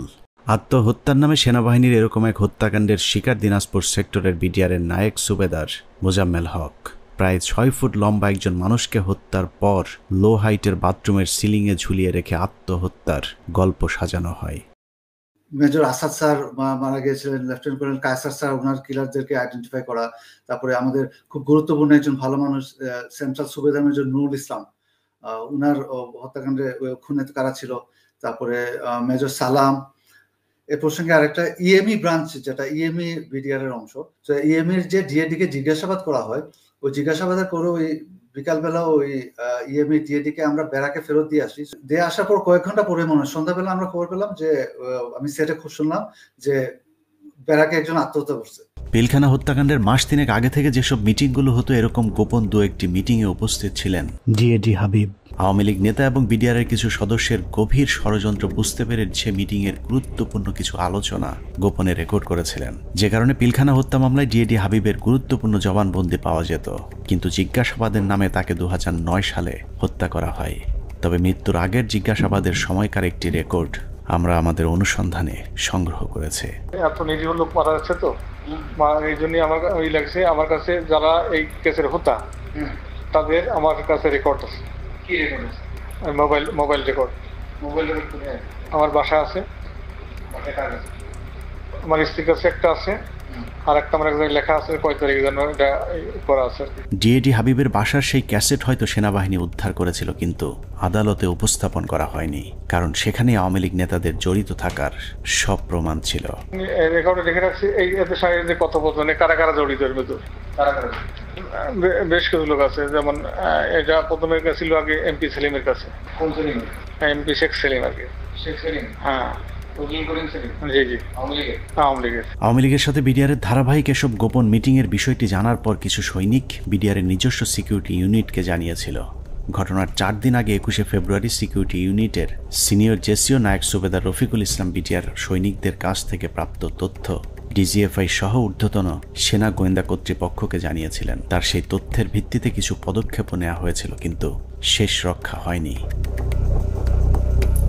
সুবেদার রফিকুল ইসলামকে প্রথমে ঘটনার গুরুত্বপূর্ণ সাক্ষী হিসেবে অন্তর্ভুক্ত করা হয়েছিল, কিন্তু হত্যাকাণ্ডে সেনাবাহিনীর সম্পৃক্ত থাকার বিষয়টি ধামাচাপা দিতে ঘটনার প্রায় 2 মাস পরে তাকে আটক করা হয়। কিন্তু মামলার প্রথম চার্জশিটে সুবেদার রফিকুল ইসলামের নাম না থাকা সত্ত্বেও সম্পূরক চার্জশিটের মাধ্যমে তাকে 12 নম্বর আসামি হিসেবে অন্তর্ভুক্ত করা হয়। নির্বাচনের উপলক্ষে তুরাবালি, যেটা হাজারীবাগের আওয়ামী লীগের নেতা যে লিটনের বাবা, তার সঙ্গে আমাদের বিডিআর সদস্যরা মিটিং এ করে যে কিভাবে তাপস সাহেবকে নির্বাচনে জয়ী করা যায়। যদি নির্বাচনে জয়ী করে দিতে পারো তোমাদেরকে অনেক সুযোগ সুবিধা দেওয়া হবে।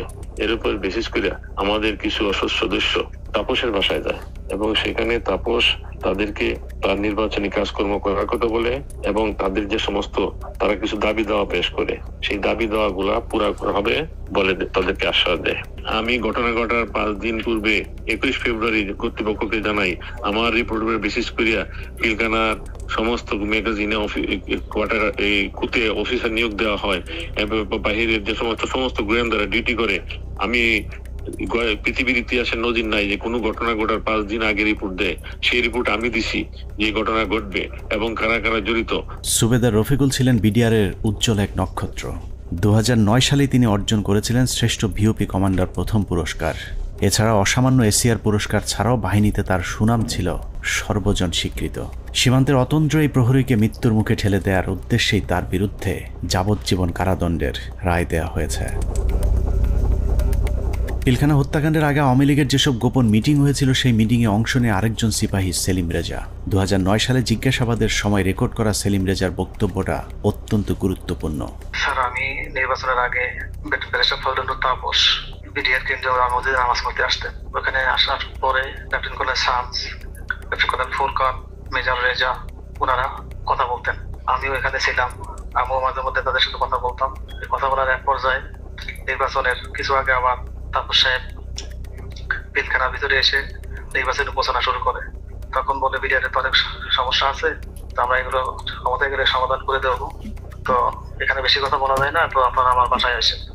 এই চলে গেল। এরপরে যখন নির্বাচন হয়ে গেল, নির্বাচন হয়ে যাওয়ার পরে লেফটেন্যান্ট শামস উদ্বুদ্ধ করলো আমাদেরকে, তোমরা যে কথাবার্তা বললে তো তোমাদের দাবি দেওয়া তো কেমন কিছু হলো না। এখন আমি একটা প্ল্যান করে দিচ্ছি, তোমরা সেই প্ল্যান মোতাবেক শেখ সেলিমের বাসায় যাবা, তোমাদের দাবি দেওয়া জানিয়ে আসবা, আর যা যা করা লাগে আমি করে দেবো সবকিছু। জিজ্ঞাসাবাদে সেলিম রেজা জানিয়েছিলেন তাপস সেলিমদের সাথে গোপন বৈঠকে বিডিআর সদস্যদেরকে বলা হয়েছিল দরবার হলে শুধুমাত্র বিডিআর ডিজিকে জিম্মি করলেই শেখ হাসিনা তাদের সব শর্ত মেনে নেবেন। কিন্তু দরবার হলে যখন অফিসারদেরকে গুলি করে হত্যা করা শুরু হয় তখন সেলিম রেজা বহিরাগত খুনিদের বিরুদ্ধে অস্ত্র তুলে ধরেছিলেন, যে কারণে তিনিও গুলিবিদ্ধ হন।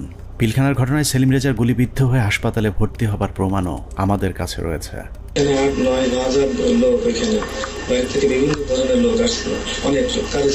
সেলিম রেজা তারপরেও অপরাধী, কারণ তিনি বিডিআরের ডিজিকে জিম্মি করতে চেয়েছিলেন, কিন্তু ফাঁসি হবার মতো অপরাধ সেলিম রেজা করেননি। আওয়ামী লীগ নেতাদেরকে বাঁচাতেই সেলিম রেজার বিরুদ্ধে ফাঁসির রায় দিয়ে তাকে হত্যার পরিকল্পনা করা হয়েছিল। আমি এটা সমতুল্য অফিসারদের জিম্মি করার উদ্দেশ্য নিচ্ছে, কিন্তু হত্যা করার উদ্দেশ্য ছিল না, কারণে কাউকে মারার উদ্দেশ্য ছিল না। তো সেই তখন ওই মুহূর্তে আমি তাদেরকে সেভ করতে পারি, বাঁচাতে পারি। এরপরে এসকালার গাড়ি থেকে যারা ছিল তাদের চুল লম্বা লম্বা ছিল, পরশুরাম দেওয়া আমাদের দেশের কোনো সহি বলে আমার মনে হচ্ছিল না। থেকে ডিজি সাহেব সহ আমাকে গুলি করে, ডিজি সাহেব জায়গায় সামনে পড়ে যায়, আর আমার হাতে প্রথমে বুকে লাগে আমার গুলিটা বুলেট প্রুফ থাকায় গুলিটা রিকোয়েস্ট হয়ে মুখের সম্মুখ ভাগ উপরে চলে যায়, আর একটু হলে আমার হয়তো গলায় লাগতো। মানে 3টা গুলি আঘাত আমার গায়ে। পিলখানা হত্যাকাণ্ডের মূল পরিকল্পনাকারীদের আড়াল করতেই বাংলাদেশ সেনাবাহিনী যা করেছে তা হিটলারের বর্বরতাকেও ছাড়িয়ে যায়। হিটলার যদিও অন্য দেশের অন্য ধর্মের মানুষকে হত্যা করতে চেয়েছিল, কিন্তু সেনাবাহিনী নিজেদের সহকর্মীদের উপরেও চালিয়েছে মধ্যযুগীয় বর্বরতা। পিলখানা হত্যাকাণ্ডের মূল পরিকল্পনাকারীদের পরিচয় যেই প্রকাশ করতে চেয়েছে তাকেই দুনিয়া থেকে সরিয়ে দেওয়া হয়েছে। এই ক্ষেত্রে বিডিআরের পাশাপাশি সেনাবাহিনীর কর্মকর্তাদেরকেও ন্যূনতম করুণা দেখায়নি সেনাবাহিনী। পিলখানা হত্যাকাণ্ডের অনেক গুরুত্বপূর্ণ ঘটনার সাক্ষী ছিলেন ক্যাপ্টেন শাহনাজ। তিনি প্রথম হত্যাকাণ্ডে ভারতীয় বাহিনীর উপস্থিতি আবিষ্কার করে গণমাধ্যমকে বক্তব্য দিয়েছিলেন। যে এসএমজিটি দেখা যাচ্ছে সেই এসএমজিটি সিলিংটা নরমাল সিলিং এর মতো না, একটু টেল ইউ দ্যাট এই সিলিং বাইনোকুলারটা আমরা আরবিতে ব্যবহার করি না, আমার জানা মতে বিডিআর ব্যবহার করে না। তার এই বক্তব্যের চড়া মূল্য দিতে হয়েছিল দেশপ্রেমিক সেনা কর্মকর্তা ক্যাপ্টেন শাহনাজ জাহানকে। প্রচন্ড পরিকল্পিত, অনেক আগে থেকে পরিকল্পনা করার বিষয়টা, ওই কথাগুলো তো আমি ওই দিনই বলেছি। তারপরে যেটা হলো যে আমি এরপরে চাকরি ছেড়ে দিই একদিন পরেই, আর 27 তারিখে, তো আমি 28 তারিখে আমি প্রথমে করি অ্যাপেন্ডিক্স যে সাবমিট করি যে আমি এখানে আর চাকরি করব না, কারণ হচ্ছে আমার মোরাল ডাউন হয়ে গেছে। এখানে বাংলাদেশের মতো আর্মির ভেতর, ঢাকার ভেতরে কিভাবে এই ঘটনা ঘটলো, কেউ কোনো প্রশ্নের উত্তর দিচ্ছে না আমি যেখানে। এবং আমাকে যখন থ্রেড দেওয়া হলো আমাদেরই প্রতিষ্ঠান থেকে, তখন আমি বুঝে গেলাম যে আসলে এখানে কি হয়েছে। উপরে যে আমি জিজ্ঞেস করছি, তারপরে আমাকে যখন পরবর্তীতে এমএস করলেন, নিজে কল করলেন, তখন আমি স্যারকে বললাম যে স্যার আমাকে স্যারকে বললাম না, তার আগে যে আমি বলেছিলাম যে জামিউল স্যার ছিলেন আমাদের ইঞ্জিনিয়ার্সের, তখন এমএস ব্রাঞ্চে, তখন আমি স্যারকে প্রশ্ন করেছিলাম যে স্যার এই যে পোস্টিং গুলো হলো, আপনি তো নিজেই পোস্টিং গুলোর সাথে যুক্ত ছিলেন, আপনি কি আমাকে বলতে পারেন যে 57 জন অফিসারকে কেন আপনারা গত 3 মাসে একসাথে পোস্টেড করলেন? আপনারা কি জানতেন স্যার এখানে ওনাদেরকে মেরে ফেলা হবে? উনি আমার ফোন, মানে ওনার যে রিয়াকশনটা ছিল, ধরেন আমার কি হবে যে না তো এরকম কিছু না, আমরা হঠাৎ করে শুনলে কি হয়, হি ওয়াজ লাইক তুমি ফোনে এসব কি আলোচনা করতেছো, it's so secret thing, I have asked him. So উনি আমার ফোনের লাইনটা কেটে দিয়ে আবার অন্য লাইন থেকে কল করেছেন, টিএনডিতে কল করেছেন, যেটা আর্মির লাইন আর কি। সেটাতে উনি বললেন যেটা অনেক সিনিয়র হাই লেভেলের বিষয়, যেটা আমরা জানি হাই লেভেলের বিষয়টা, প্রাইম মিনিস্টার নিজে যুক্ত ছিলেন, ইন্ডিয়া প্রেজেন্ট ছিল।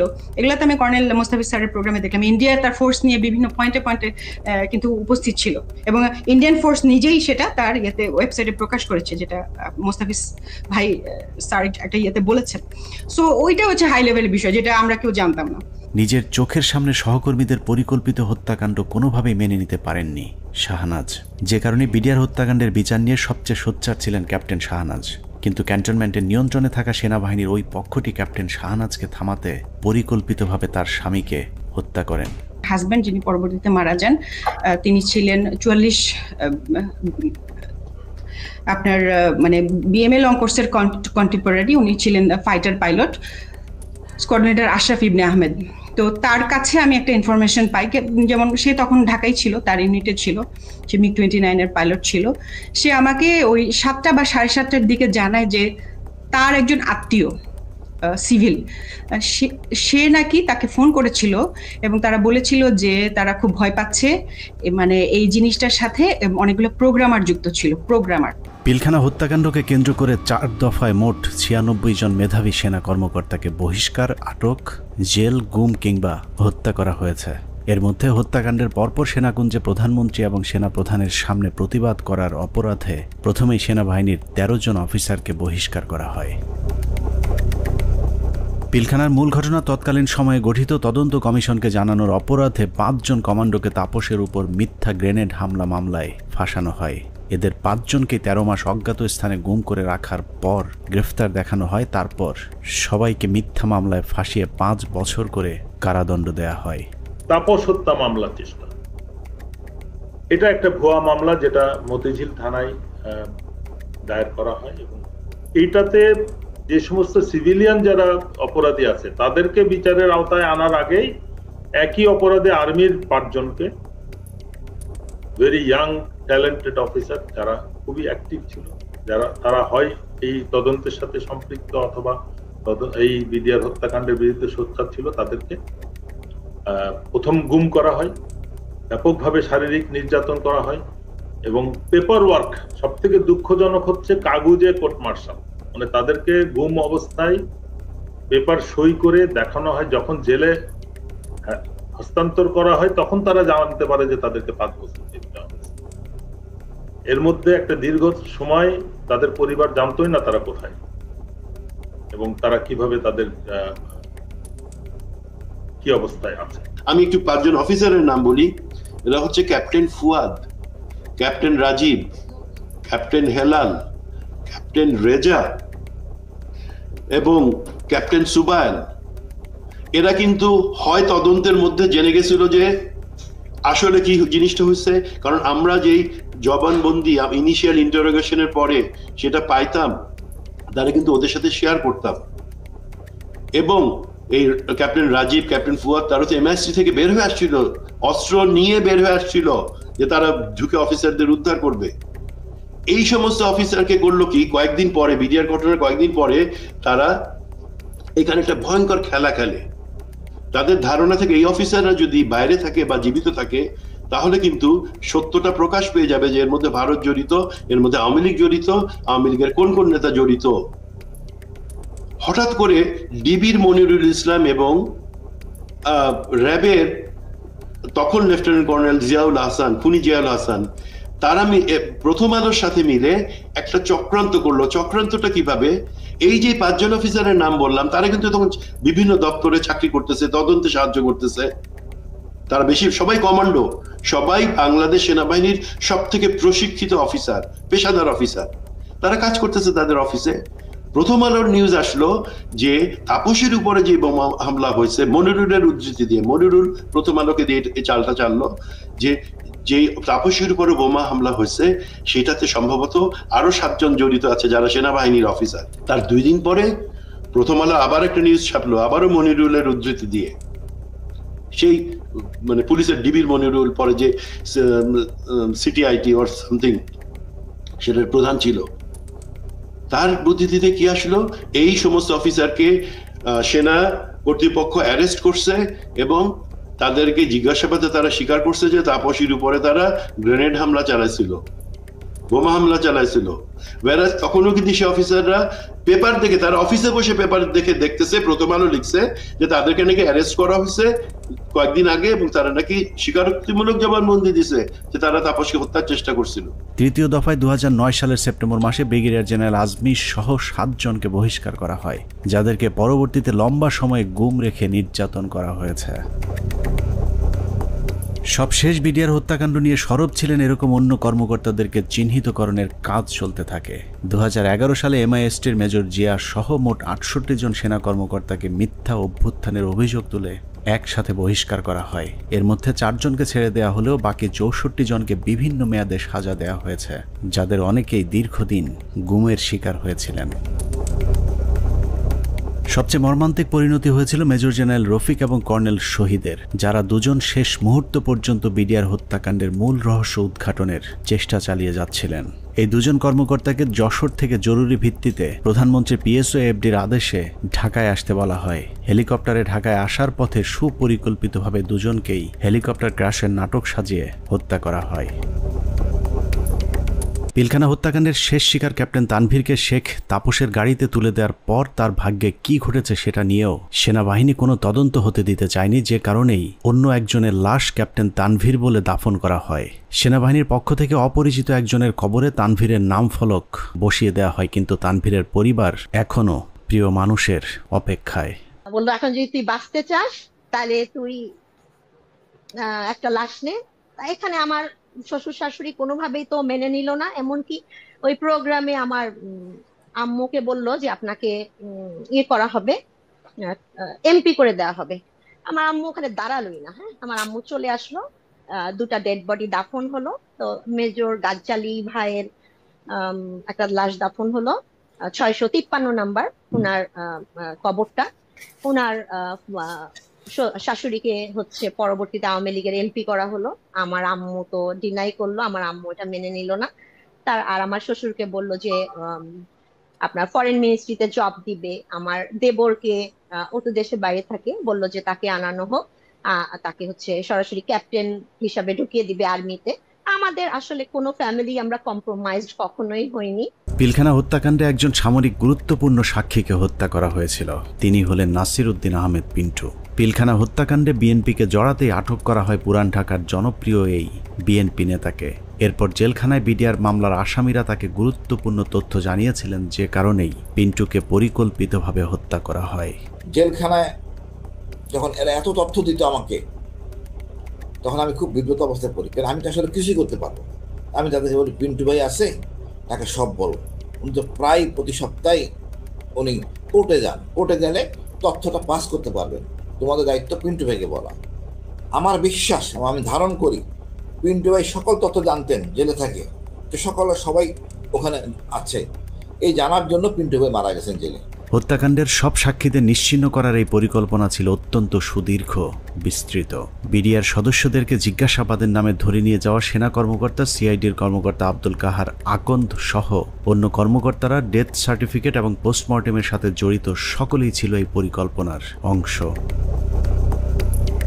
পিলখানা হত্যাকাণ্ডের সব সাক্ষীদের মুখ বন্ধ করবার পর শুরু হয় বিচার, যে বিচারের নামে বিডিআরের 18,519 জন জওয়ানের সাথে ইতিহাসের নিষ্ঠুরতম নৃশংসতা চালানো হয়েছে।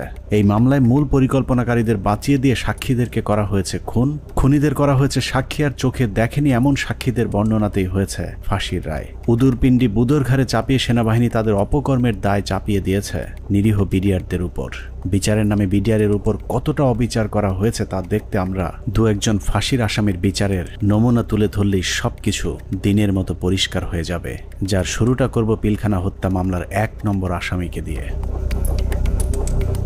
অনুসন্ধানের শুরুতেই ডিএডি সৈয়দ তৌহিদের কথা বলেছিলাম, যিনি পিলখানা হত্যা মামলার 1 নম্বর আসামি। বলা হয়েছে পিলখানা হত্যাকাণ্ডের মূল পরিকল্পনাকারী তিনি। তার ব্যাপারে একটা গল্প সাজানো হয়েছিল। ডিএডি তৌহিদ নাকি ছিলেন জাহাঙ্গীর কবির নানকের বাল্যবন্ধু, তার সাথে মিলেমিশেই ঘটানো হয়েছে পিলখানা হত্যাকাণ্ড। এখন প্রশ্ন হলো, নানকের সাথে মিলেমিশে যদি ডিএডি তৌহিদ হত্যাকাণ্ড ঘটিয়ে থাকেন, তাহলে তৌহিদের যদি ফাঁসি হয়, নানক কিভাবে বেঁচে গিয়েছিলেন? আমার হাজবেন্ড কোনো মন্ত্রী, কোনো এমপি কারো বাসায় যায় নাই, কোনো মিটিং এ তার নাম নাই, কোথাও সে নাই। প্রধানমন্ত্রীর কাছে সে গেছে, এইখান থেকেই তার শুরু হলো। প্রধানমন্ত্রীর কাছে সে কিভাবে গেল, তাকে কিভাবে নিয়ে যাওয়া হইলো, পরবর্তীতে সে কি করলো, সবকিছুই তো কাগজে কলমে আসছে। তারপরও কেন তাকে 1 নম্বর আসামি বানাইয়ে এত বড় শাস্তি দেওয়া হইলো? ভারতের পরিকল্পনার শেখ হাসিনার পরিচালনায় পিলখানায় যে নাটক মঞ্চস্থ করা হয়েছিল, সেই নাটকে 25 তারিখ বিকেলের শুটিংটুকু বাদ দিলে পুরো নাটকে ডিএডি তৌহিদকে আর কোথাও দেখা যায়নি। তৌহিদ যখন প্রধানমন্ত্রীর আদেশে বিডিআরের ডিজি হয়েছিলেন, সেই সময়টাতে তৌহিদের পরিবার জিম্মি হয়েছিল পিলখানায় আসা বহিরাগত সন্ত্রাসীদের হাতে। দরজা ভেঙে ফেলে আমার দিকে এবং আমার ছেলে মেয়ের দিকে অস্ত্র তাক করে আবার একইভাবে তারা বাসার ভিতরে আপনার খুঁজতে থাকে আমার হাজবেন্ডকে। পরবর্তীতে আমি আমার হাজবেন্ডকে আমি ফোন দিয়ে বলি যে এইভাবে বিদ্রোহীরা আমার বাসায় আসতেছে, বিডিআরের পোশাক পরা, মুখোশ পরা, আমি তো চিনি না, এরা তোমার ঠিকানা জানতে চায়, না জানাই দিলে আমাদেরকে মেরে ফেলবে, হুমকি দিতেছে। তারপরেও ধরুন ডিএডি তৌহিদ মূল পরিকল্পনা করেছিল, কিন্তু তার বিরুদ্ধে যে অভিযোগ আনা হয়েছে সেখানেও নাটকের পর নাটক সাজানো হয়েছে। ডিএডি সৈয়দ তৌহিদের ফাঁসি হয়েছে মেজর আসাদ হত্যার হুকুমের আসামি হিসেবে, যার সাক্ষীর উপর ভিত্তি করে ডিএডি তৌহিদের ফাঁসির রায় হয়েছে সেই সিপাহীর নাম আনোয়ার হোসেন। সিপাহী আনোয়ার তার দণ্ডবিধির 164 ধারার জবানবন্দিতে বলেছেন, ডিএডি তৌহিদের নির্দেশে মেজর আসাদকে হত্যা করা হয়েছে। সিপাহী আনোয়ার তার জবানবন্দিতে বলেছেন, 25শে ফেব্রুয়ারি আনুমানিক 9:50 সময় ডিএডি তৌহিদ স্যার এসে উত্তেজিত হয়ে নির্দেশ দেন যে তোমরা সকলে অস্ত্রাগারে গিয়ে অস্ত্র নিয়ে আর্মি অফিসারদের খতম করো। ওই সময় আমাদের অফিসের সামনে মার খেতে থাকা মেজর আসাদ স্যার বলেন, আমাকে বাঁচাও, ওরা আমাকে মারছে বলে দৌড়ে দোতলার সিঁড়ির কাছে পড়ে যান। আমি এই দৃশ্য দেখে খুব দ্রুত তার কাছে যাই। তখন তিনি বলেন, আমি মেজর আসাদ, ওরা আমাকে মেরে ফেলবে, আমাকে একটু বাঁচাও ভাই, আমাকে উপরে নিয়ে চলো। আমি তখন মেজর আসাদ স্যারকে ধরে উপরে দোতলায় সিও সাহেবের অফিসে নিয়ে যাই। এর কিছুক্ষণ পরে ডিএডি তৌহিদ ওখানে আসেন এবং আসাদ স্যারকে দেখে তাহাদের ফিনিশ বলে রুম থেকে বের হয়ে যায়।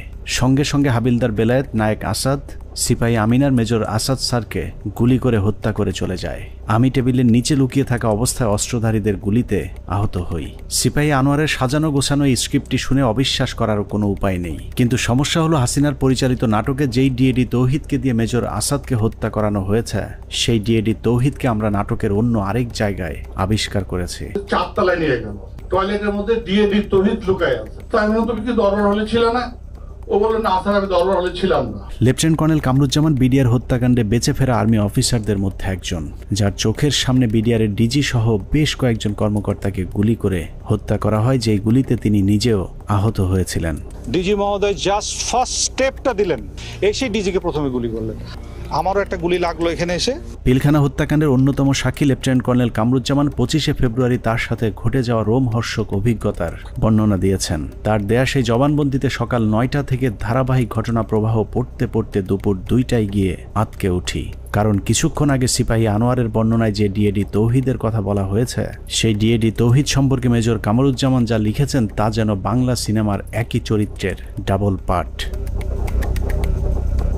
লেফটেন্যান্ট কর্নেল কামরুজ্জামান তার 161-এর জবানবন্দিতে বলেছেন, সকাল থেকে তাকে নানাভাবে অপমান, অপদস্থ, ভয়, ভীতি আর মারধরের পর কয়েকজন সিপাহীর সহায়তায় তিনি জীবন বাঁচান। তিনি বলেছেন, কয়েকজন সিপাহীর হাত ঘুরে সবশেষ বিডিআর সদস্যরা তাকে সদর ব্যাটালিয়নের 4র্থ তলায় নিয়ে যায়। সেখানে গিয়েই তিনি বাথরুমের ভেতরে লুকানো অবস্থায় ডিএডি তৌহিদকে দেখতে পান। লেফটেন্যান্ট কর্নেল কামরুজ্জামানের তথ্য অনুযায়ী ডিএডি তৌহিদ কামরুজ্জামানকে বাথরুমের ভেতরে লুকানোর সুযোগ করে দিয়ে নিজে জীবনের ঝুঁকি নিয়ে বাইরে বসেছিলেন, আর সেটাই কাল হয়ে দাঁড়িয়েছিল ডিএডি সৈয়দ তৌহিদের। ডিএডি তৌহিদ বাথরুমের ভেতরে লুকিয়ে থাকলে বিদ্রোহীদের নেতা সেজে প্রধানমন্ত্রীর কাছে দেখা করতে যেতে হতো না। কামরুজ্জামানের বক্তব্য যদি সত্যি হয় তাহলে ডিএডি তৌহিদ নির্দোষ, আর যদি মিথ্যে হয় তাহলে লেফটেন্যান্ট কর্নেল কামরুজ্জামানকেও গ্রেফতার করে জিজ্ঞাসাবাদ করতে হবে, কারণ দুজনের বক্তব্যই একই সাথে সত্য হওয়া সম্ভব নয়। ডিএডি তৌহিদ কিভাবে বিদ্রোহীদের নেতা হয়ে প্রধানমন্ত্রীর সাথে দেখা করতে গিয়েছিলেন সেই বর্ণনা খুঁজে পেয়েছে আরেকজন ডিএডির 164 ধারার জবানবন্দিতে। ডিএডি আব্দুর রহিম তার জবানবন্দিতে বলেছেন, পিকআপ হতে একজন সৈনিক আমাকে মন্ত্রী আসলে কথা বলার জন্য বললে আমি বলি ভেতরে আরও ডিএডি আছেন। এরপর আমি পিকআপ নিয়ে ডিএডি তৌহিদকে খুঁজতে যাই। সদর ব্যাটালিয়নের 4র্থ তলায় তৌহিদ সাহেবকে দেখতে পাই। তারপর তৌহিদ সাহেব বলেন, বাথরুমে আমার প্রাক্তন sector commander lieutenant colonel Kamruzzaman sir লুকিয়ে আছেন। স্যারের সাথে দেখা করি, তারপর ডিএডি তৌহিদ সহ 4 নম্বর গেটে যাই। এভাবেই ডিএডি তৌহিদ পিলখানার কথিত বিদ্রোহের মূল পরিকল্পনাকারী হয়ে গেলেন। ডিএডি আব্দুর রহিম এবং লেফটেন্যান্ট কর্নেল কামরুজ্জামানের জবানবন্দিতে এটা পরিষ্কার যে ডিএডি তৌহিদ 25 তারিখ বিদ্রোহের নেতৃত্ব দেননি, বরং বাথরুমে লুকিয়েছিলেন।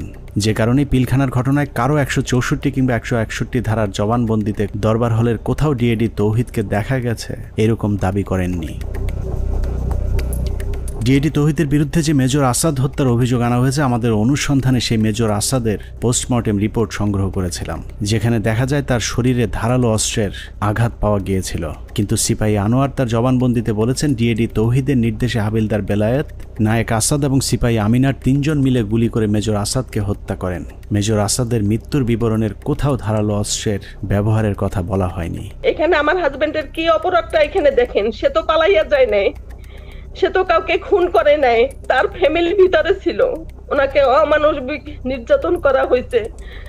এমন কোন নির্যাতন নাই যে ওনাকে না করা হয়েছে। এখন শরীরের প্রতিটা অঙ্গ প্রত্যঙ্গ ড্যামেজ হয়ে যাইতেছে আস্তে আস্তে। শেখ হাসিনার কাছে নিয়ে যাওয়া প্রতিনিধি দলের আরেক সদস্য ডিএডি মোহাম্মদ আব্দুল জলিল শেখ। হসপিটাল ইউনিটের কোয়ার্টার মাস্টারে কর্মরত থাকা ডিএডি জলিল গোলাগুলির শব্দ শুনে হাসপাতালের অন্য সহকর্মীদের সাথে সিগন্যাল মেসের ভেতরে অবস্থান নিয়েছিলেন।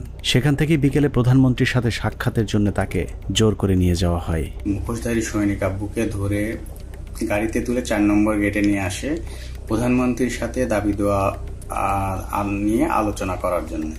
আব্বু সেখানে যেতে না চাইলে আব্বুকে মারধর করা হয় এবং হুমকি দেওয়া হয় যে এখানে তাকে গুলি করে হত্যা করা হবে। 3:30টার দিকে আব্বু আম্মুর ফোনে কল দেন, কল দিয়ে বলেন আব্বুকে যমুনায় নিয়ে যাওয়া হচ্ছে, আমার ছেলে মেয়েগুলোর দায়িত্ব তোমার কাছে দিয়ে গেলাম, আমার ছেলে মেয়েগুলোকে দেখে রেখো। ঘটনার পর থেকে 2 মাস গুম করে রাখার পর ডিএডি জলিলকে গ্রেফতার দেখানো হয়েছিল। এই 2 মাসে জলিলের হাত পায়ের 10 আঙুলের সবগুলো নখ উপড়ে ফেলা অবস্থায় আদালতে তোলা হয়। সেই থেকে 2 পা সোজা করে আর হাঁটার সৌভাগ্য হয়নি ডিএডি আব্দুল জলিল শেখের। র্যাব 1-এ নিয়ে অমানসিক নির্যাতন করা হয়। আব্বুর হাত পায়ের নখ উঠায় ফেলা হয়, থেতলে আঙুলগুলো থেতলে ফেলা হয়, পায়ের নখে সুচ ঢোকানো হয়, কারেন্টের শর্ট দেওয়া হয়, পেনিসে। ডিএডি জলিলকে যাদের সাক্ষীর উপর ভিত্তি করে ফাঁসি দেওয়া হয়েছে সেখানে বেশিরভাগ সাক্ষী বলেছে টেলিভিশনে দেখেছি, পত্রিকায় পড়েছি বা অমকের কাছে শুনেছি, কিন্তু কেউ ডিএডি জলিলকে কোথাও কাউকে হত্যা, লুটপাট কিংবা ধর্ষণ করতে দেখেননি। এসব সাক্ষীদের একজন মেজর জায়েদি। তিনি জানিয়েছেন কিভাবে তাকে ডিএডি জলিলের বিরুদ্ধে সাক্ষ্য দেওয়ানো হয়েছে। তাকেও আমি উক্ত এলাকায় দেখেছিলাম এবং আমি শনাক্ত করতে পেরেছিলাম, বাট তার নাম জানতাম না।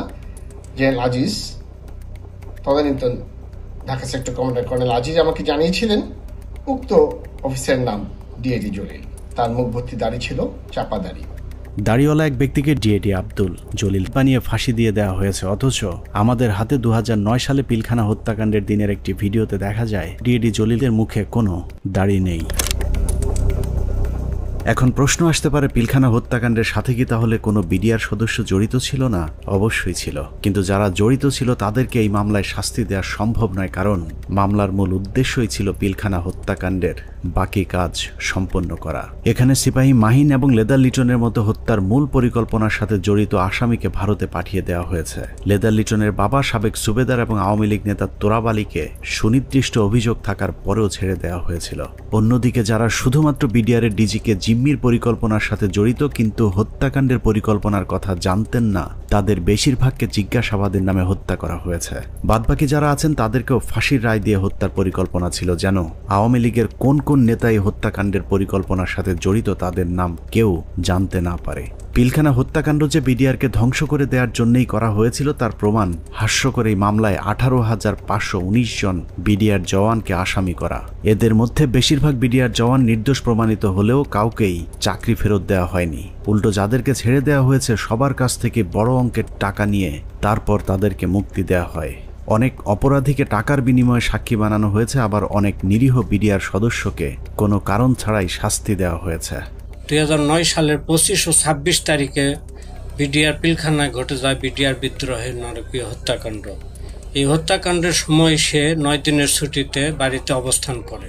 সে ছুটিতে থাকার কারণে তাকে সেই অভিযুক্তের বাইরে রাখা হয়। পরবর্তীতে সিআইডি দীর্ঘ 7 মাস পর 2009 সালে সেপ্টেম্বর মাসের 10 তারিখে তাকে কর্মরত অবস্থায় গ্রেপ্তার করে জেল হাজতে প্রেরণ করে। এই মামলার বিচার কার্য শুরু হয় বকশীবাজার আলিয়া মাদ্রাসা মাঠে। রায়ে তাকে যাবজ্জীবন কারাদণ্ড দেওয়া হলো। দীর্ঘ শুনানি শেষে 2017 সালে এই মামলার রায় প্রদান করা হয়। রায়ে আমার ছোট ভাই আতিকুর রহমানকে খালাস প্রদান করা হয়। তখন এই জামিনের বিরোধিতা করে রাষ্ট্রপক্ষ সুপ্রিম কোর্টে আপিল করে। এমতো অবস্থায় এখনো পর্যন্ত আমরা কোনোভাবে আমার ছোট ভাইয়ের মুক্তির কোনো ব্যবস্থা করতে পারিনি। আমার ছোট ভাই যে ছুটিতে ছিল, যে সে নির্দোষ, এটি সব কিছুতে প্রমাণ হয়ে গেছে। তাকে মুক্তি দেওয়া আমি মনে করি যে এটা সরকারের দায়িত্ব। এভাবেই চলেছে পিলখানা হত্যাকাণ্ডের বিচারের নামে অবিচার। আতিক থেকে তৌহিদ পিলখানা হত্যাকাণ্ডের বিচারের নামে 18,000 পরিবারের সাথে গেল 16 বছর যা হয়েছে তাই পৃথিবীর ইতিহাসে আর কখনোই হয়েছে কিনা আমাদের জানা নেই। মামলা, তদন্ত, জিজ্ঞাসাবাদ থেকে শুরু করে জবানবন্দি, কোথাও ন্যায় বিচার পায়নি বিডিআরের পরিবারগুলো। ফ্যামিলি ধ্বংস হওয়ার মতো যা যা দরকার সবকিছুই ঘটছে আপনার ফ্যামিলিতে। বাংলাদেশের ইতিহাসে যদি 5 আগস্ট না আসতো তাহলে বিডিআরের এই আর্তনাদ হয়তো উঁচু লাল দালানের বাইরের কেউ শুনতে পেত না। বিডিআরের পরিবার কারো করুণা চায় না, তারা চায় ন্যায় বিচার।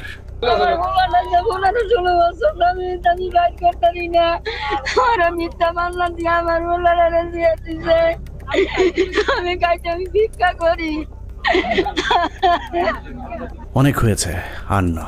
পিলখানা হত্যাকাণ্ড নিয়ে নতুন করে কমিশন তৈরি হয়েছে। আমরা সেই কমিশনের কাছে সুষ্ঠু তদন্ত চাই। আমরা কমিশনের প্রতিদ্বন্দ্বী নই, বরং কমিশনের সুবিধার্থে আমরা পিলখানা হত্যাকাণ্ড নিয়ে গঠিত প্রথম তদন্তের সাথে জড়িত কয়েকজন কর্মকর্তার কিছু পর্যবেক্ষণ দিয়ে অনুসন্ধান শেষ করব। পিলখানা হত্যাকাণ্ডের পরের 2 সপ্তাহ সেনাবাহিনীর একটি অংশ সঠিকভাবে তদন্তের চেষ্টা করেছিল, কিন্তু সেই তদন্ত শেষ হবার আগেই তাদেরকে থামিয়ে দেওয়া হয়।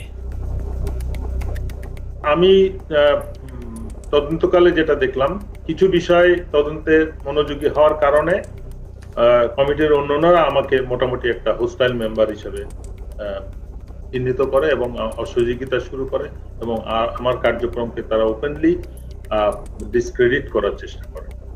এই পরিস্থিতিতে যখন তারা ব্যর্থ হয় তখন ব্রিগেডিয়ার রফিককে আমাদের তদন্ত কমিটির একজন সদস্য কোনো চাহিদা বা কোনো প্রয়োজন ছাড়াই আমার সিনিয়র তাকে সম্পৃক্ত করে, যেহেতু উনি সিনিয়র, উনি সম্পূর্ণ দায়িত্বটা নিয়ে নেন এবং পরবর্তীতে রিপোর্ট সাবমিট করেন। তদন্তকারী দল একটি বিষয় লক্ষ্য করেন যে পিলখানা হত্যাকাণ্ডে যাদেরকে হত্যা করা হয়েছে তাদের বেশিরভাগকে খুব সম্প্রতি বিডিআরে বদলি করা হয়েছিল। এই বদলির সাথে যারা সম্পৃক্ত ছিল তাদেরকে সন্দেহভাজন মনে করেন তদন্তকারী ওই সেনা কর্মকর্তারা। পিলখানা হত্যাকাণ্ডের বহুল আলোচিত নাম কর্নেল রেজা নূর, যিনি ঘটনার একদিন আগে একরকম জোর করে কর্নেল গুলজারকে র্যাব থেকে বিডিআরে পাঠান। পিলখানায় গন্ডগোলের খবর শুনে ঘটনাস্থলে যাওয়া প্রথম দলটি ছিল র্যাবের এডিজি রেজা নূর র্যাবের ওই দলটিকে পিলখানায় ঢুকতে বাধা দিয়েছিলেন। কর্নেল গুলজার ওই সময়টাতে র্যাবে পোস্টিং থাকলে পরিস্থিতি অন্যরকম হতে পারত।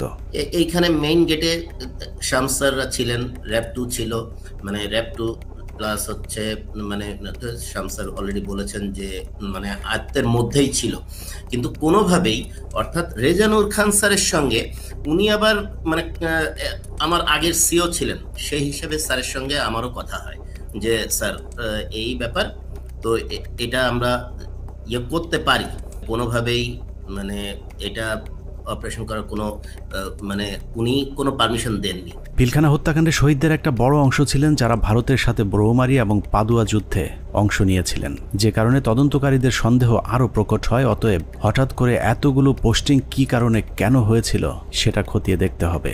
তখন আমি স্যারকে প্রশ্ন করেছিলাম যে স্যার এই যে পোস্টিং গুলো হলো, আপনি তো নিজেই পোস্টিং গুলোর সাথে যুক্ত ছিলেন, আপনি কি আমাকে বলতে পারেন যে 57 জন অফিসারকে কেন আপনারা গত 3 মাসে একসাথে পোস্টেড করলেন? আপনারা কি জানতেন স্যার এখানে ওনাদেরকে মেরে ফেলা হবে? উনি আমার ফোন মানে ওনার যে রিয়াকশনটা ছিল, ধরেন আমার কি হবে যে না তো এরকম কিছু না, আমরা হঠাৎ করে শুনলে কি হয়, হি ওয়াজ লাইক তুমি ফোনে এসব কি আলোচনা করতেছো, it's so secret thing, I have asked হিম। পিলখানা হত্যাকাণ্ডের সময় আওয়ামী লীগের ছোট একজন নেতা বড় ভূমিকা পালন করেছিল, যার নাম মির্জা আজম। সেনাবাহিনীর সূত্র মনে করে মির্জা আজমের বোন জামাই শায়েখ আব্দুর রহমানকে ফাঁসিতে ঝুলানোর প্রতিশোধ হিসেবেই পিলখানা হত্যাকাণ্ডে যুক্ত হয়েছিলেন মির্জা আজম। উল্লেখ্য, বাংলা ভাই এবং শায়েখ আব্দুর রহমানকে জঙ্গি আস্তানা থেকে গ্রেফতারের মূল নায়ক ছিলেন কর্নেল গুলজার, যে কারণে পিলখানা হত্যাকাণ্ডের পর গঠিত তদন্ত কমিটি মির্জা আজমকে বিভিন্ন বিষয় নিয়ে জিজ্ঞাসাবাদও করেছিল। এই অফিসারগুলো সবাই অপারেশনাল ছিল, অপারেশনাল সাউন্ড ছিল, তাদেরকে সেরকম আর্মি ইনস্টিটিউশনগুলোতে না দিয়ে কেন বিজিবিতে দেওয়া হলো? এটা তার মানে তারা জানতো। এখানে সামরিক সচিবকে জিজ্ঞেস করা উচিত যে আপনাকে কে নির্দেশ দিয়েছিল এই পোস্টিং অর্ডারগুলো দেওয়ার জন্য। সো তাদেরকে আসলে আওতায় আনা উচিত।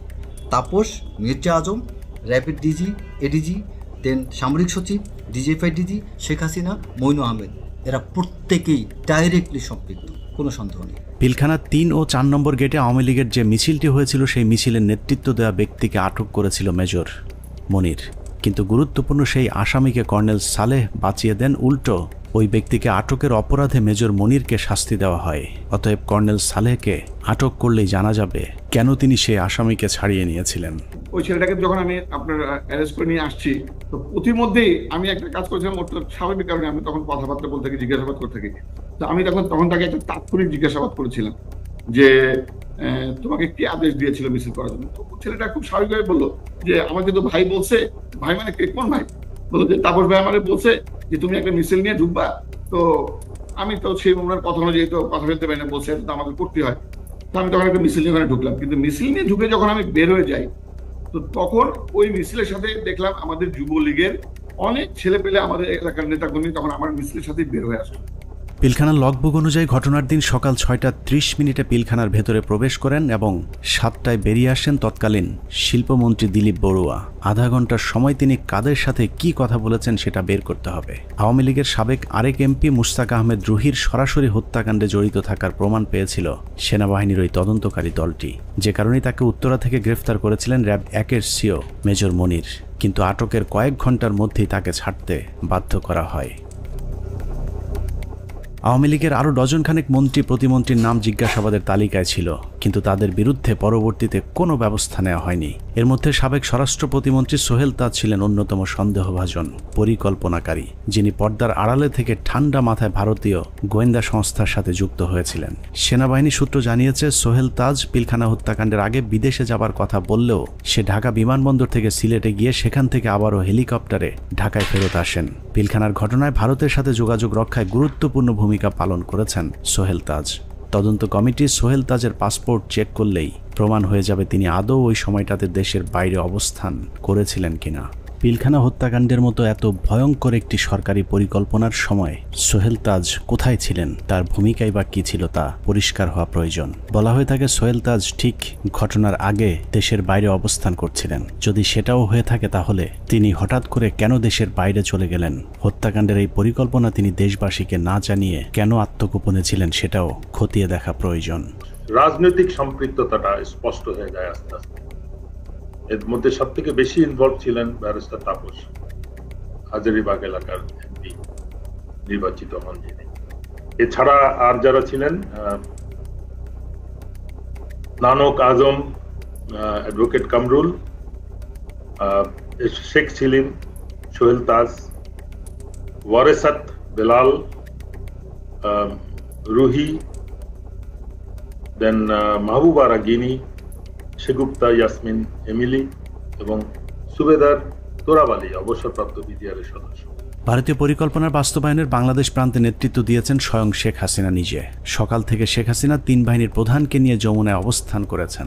ভারতীয় পরিকল্পনা বাস্তবায়নে শেখ হাসিনা সার্বক্ষণিক ভারতের সাথে যোগাযোগ রক্ষা করেছেন এবং যে কোনো পরিস্থিতিতে শেখ হাসিনাকে বাঁচানোর জন্যও ভারতীয় এয়ারফোর্স প্রস্তুত ছিল বলে প্রমাণ পেয়েছিল সেনা কর্মকর্তারা।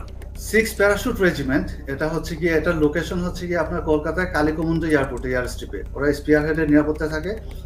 ওইখানে একটা কোম্পানি ছিল, ওই কোম্পানি কমান্ডার ছিলেন মেজর কামালদীপ সিং। তাদের একটা রেজিমেন্ট, প্যারাশুট রেজিমেন্ট, 5টার সময় যখন তারা রেডি হয় একটা কোম্পানি, 8টার মধ্যে তাদের একটা ফুল রেজিমেন্ট রেডি হয়। যে রেজিমেন্ট পরবর্তী আমরা জানতে পারি যে ওই রেজিমেন্টের এইম ছিল ঢাকা এয়ারপোর্ট, তেজগাঁও এয়ারপোর্ট এবং গণভবনে অপারেশন করা এবং নিরাপদভাবে তখনকার স্বৈরাচারী প্রাইম মিনিস্টারকে এক্সট্রিকেট করার জন্য। সবশেষ পিলখানা হত্যাকাণ্ডের পরিকল্পনা বাস্তবায়ন এবং হত্যাকাণ্ডের ধামাচাপা দেওয়ার দায়িত্বে যারা ছিল তাদের সবাইকে গ্রেফতার করে বিচারের আওতায় আনতে হবে।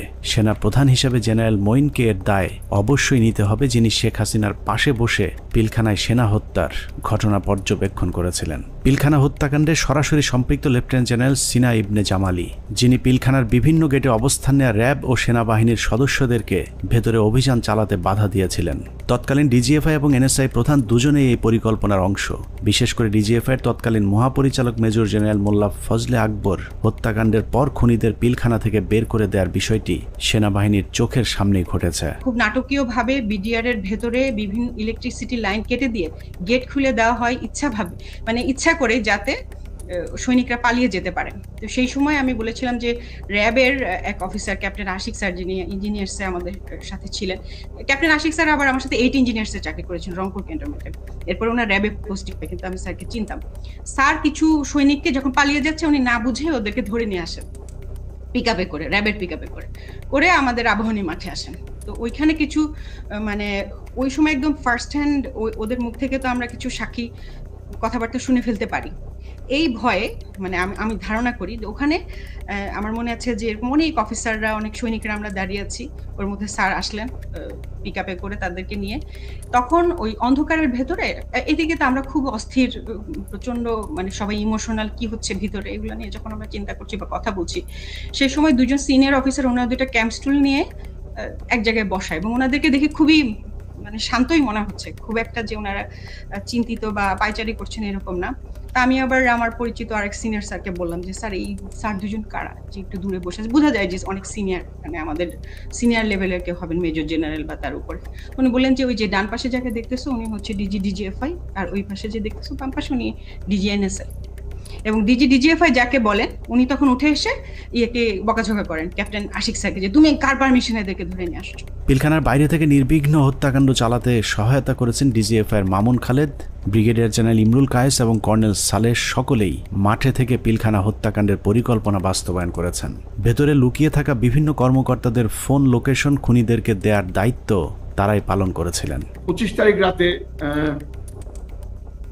12টার দিকে হবে, আমি তখন মাঠে বসা, আমি ব্রিগেডিয়ার জেনারেল হাকিম, ইমরুল কায়েস ডাইরেক্টর সিটিআইবি, উনি তখন ওই মাঠে আসছিলেন। তো উনি মাঠে এসে বলল যে তোমাদের জানার মতো যদি কেউ থাকে, যে ভিতরে থাকে, তোমাদের কাছে কোনো ফোন আসে, তাহলে সেটা আমাদেরকে জানাও, কারা কারা কিভাবে কি আসে, তো সেটা আমরা জানিয়ে দিব।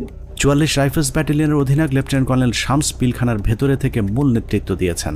মূলত 44 নম্বর ব্যাটালিয়ন পুরো বিদ্রোহের নেতৃত্ব দিয়েছিল, যে কারণে পিলখানা হত্যাকাণ্ডে 44 রাইফেলস ব্যাটালিয়নের কোনো সেনা কর্মকর্তা ওই দিন মারা যায়নি। নিরীহ সিপাহীদেরকে মিথ্যা স্বপ্ন দেখিয়ে বিদ্রোহে অংশ নিতে উদ্বুদ্ধ করা লেফটেন্যান্ট জেনারেল শামস পিলখানা থেকে বাইরে এসেই শেখ হাসিনাকে ধন্যবাদ জানিয়েছিলেন, অথচ ভেতরে তখন 57 সেনা কর্মকর্তার বিকৃত লাশ পড়েছিল। পিলখানা হত্যাকাণ্ডের পুরস্কার হিসেবে লেফটেন্যান্ট কর্নেল শামসকে পরবর্তীতে সেনাবাহিনীর গুরুত্বপূর্ণ পদে পদায়ন করা হয়েছিল, যা অত্যন্ত রহস্যজনক। যে মাননীয় প্রধানমন্ত্রীর অ্যাড্রেসটা আসলে সেখানে এদের অস্ত্র জমা দেওয়ার ক্ষেত্রে একটা টনিক হিসাবে কাজ করেছে। আমি মাননীয় প্রধানমন্ত্রীকে আসলে ধন্যবাদ জানাবো। আমাদের হাতে আসা তথ্য বলছে 2009 সালের 25শে ফেব্রুয়ারি পিলখানার দরবার শুরুর ঘণ্টা তিনেক আগে সকাল 6টায় হঠাৎ করে বিডিআরের কেন্দ্রীয় কোতের দায়িত্ব পরিবর্তন করে মেজর রিয়াজকে দেওয়া হয়েছিল, যার বিরুদ্ধে পিলখানা হত্যাকাণ্ডে সম্পৃক্ত থাকার সুনির্দিষ্ট প্রমাণ পেয়েছিল তৎকালীন তদন্তকারী সেনা কর্মকর্তারা। তাকে দ্রুত গ্রেফতার করলে গুরুত্বপূর্ণ তথ্য পাওয়া যাবে। পিলখানা হত্যাকাণ্ডের 2 দিন পর ব্রিগেডিয়ার জেনারেল মইনুল ইসলামকে মেজর জেনারেল পদোন্নতি দিয়ে বিডিআরের ডিজি বানানো হয়েছিল। ডিজি হয়েই হত্যাকাণ্ডের সব আলামত নষ্টের পুরো দায়িত্ব পালন করেছিল মেজর জেনারেল মইনুল ইসলাম। পিলখানায় হত্যাকাণ্ড বাস্তবায়ন, তদন্তে বাধা, জিজ্ঞাসাবাদের নামে সৈনিক এবং সেনাবাহিনীর কর্মকর্তাদের নির্যাতনের দায়িত্ব পালন করেছে এমন আরও কয়েকজনের তালিকা আমাদের হাতে এসেছে। এদের মধ্যে র্যাব 2 এর তৎকালীন CEO lieutenant colonel Salauddin Bir Protik, brigadier general Moazzem, brigadier Saidur Rahman, brigadier Mukim, colonel Imran Ibne Rouf, lieutenant colonel Sharafat, যারা 57 সেনা কর্মকর্তা হত্যার আসল রহস্য ধামাচাপা দিতে সেনাবাহিনীর 96 জন এবং বিডিআরের অসংখ্য পরিবারের উপর চরম জুলুম নির্যাতন চালিয়েছেন। 16 বছরে বিডিআরের এরকম অনেক পরিবার আছে যারা পেট বাঁচাতে রাস্তায় ভিক্ষা করতে নেমেছে। আমাদের অনুসন্ধানে কোনো অপরাধীকে বাঁচাতে চাইনি কিংবা নির্দোষীকে ফাঁসাতেও চাইনি। আমরা আসলেই একটা সুষ্ঠু তদন্ত সাপেক্ষে বিচার চাই, যেই বিচারে শুধুই বিডিআর নয়, সব খুনিদের বিচার হবে। নিরীহ বিডিআরদেরকে দ্রুত মুক্তি দেওয়া হবে এবং যারা নিরপরাধ ছিল তাদেরকে আবারও চাকরি সহ সকল সুযোগ সুবিধা ফেরত দিতে হবে। আল্লাহ হাফেজ।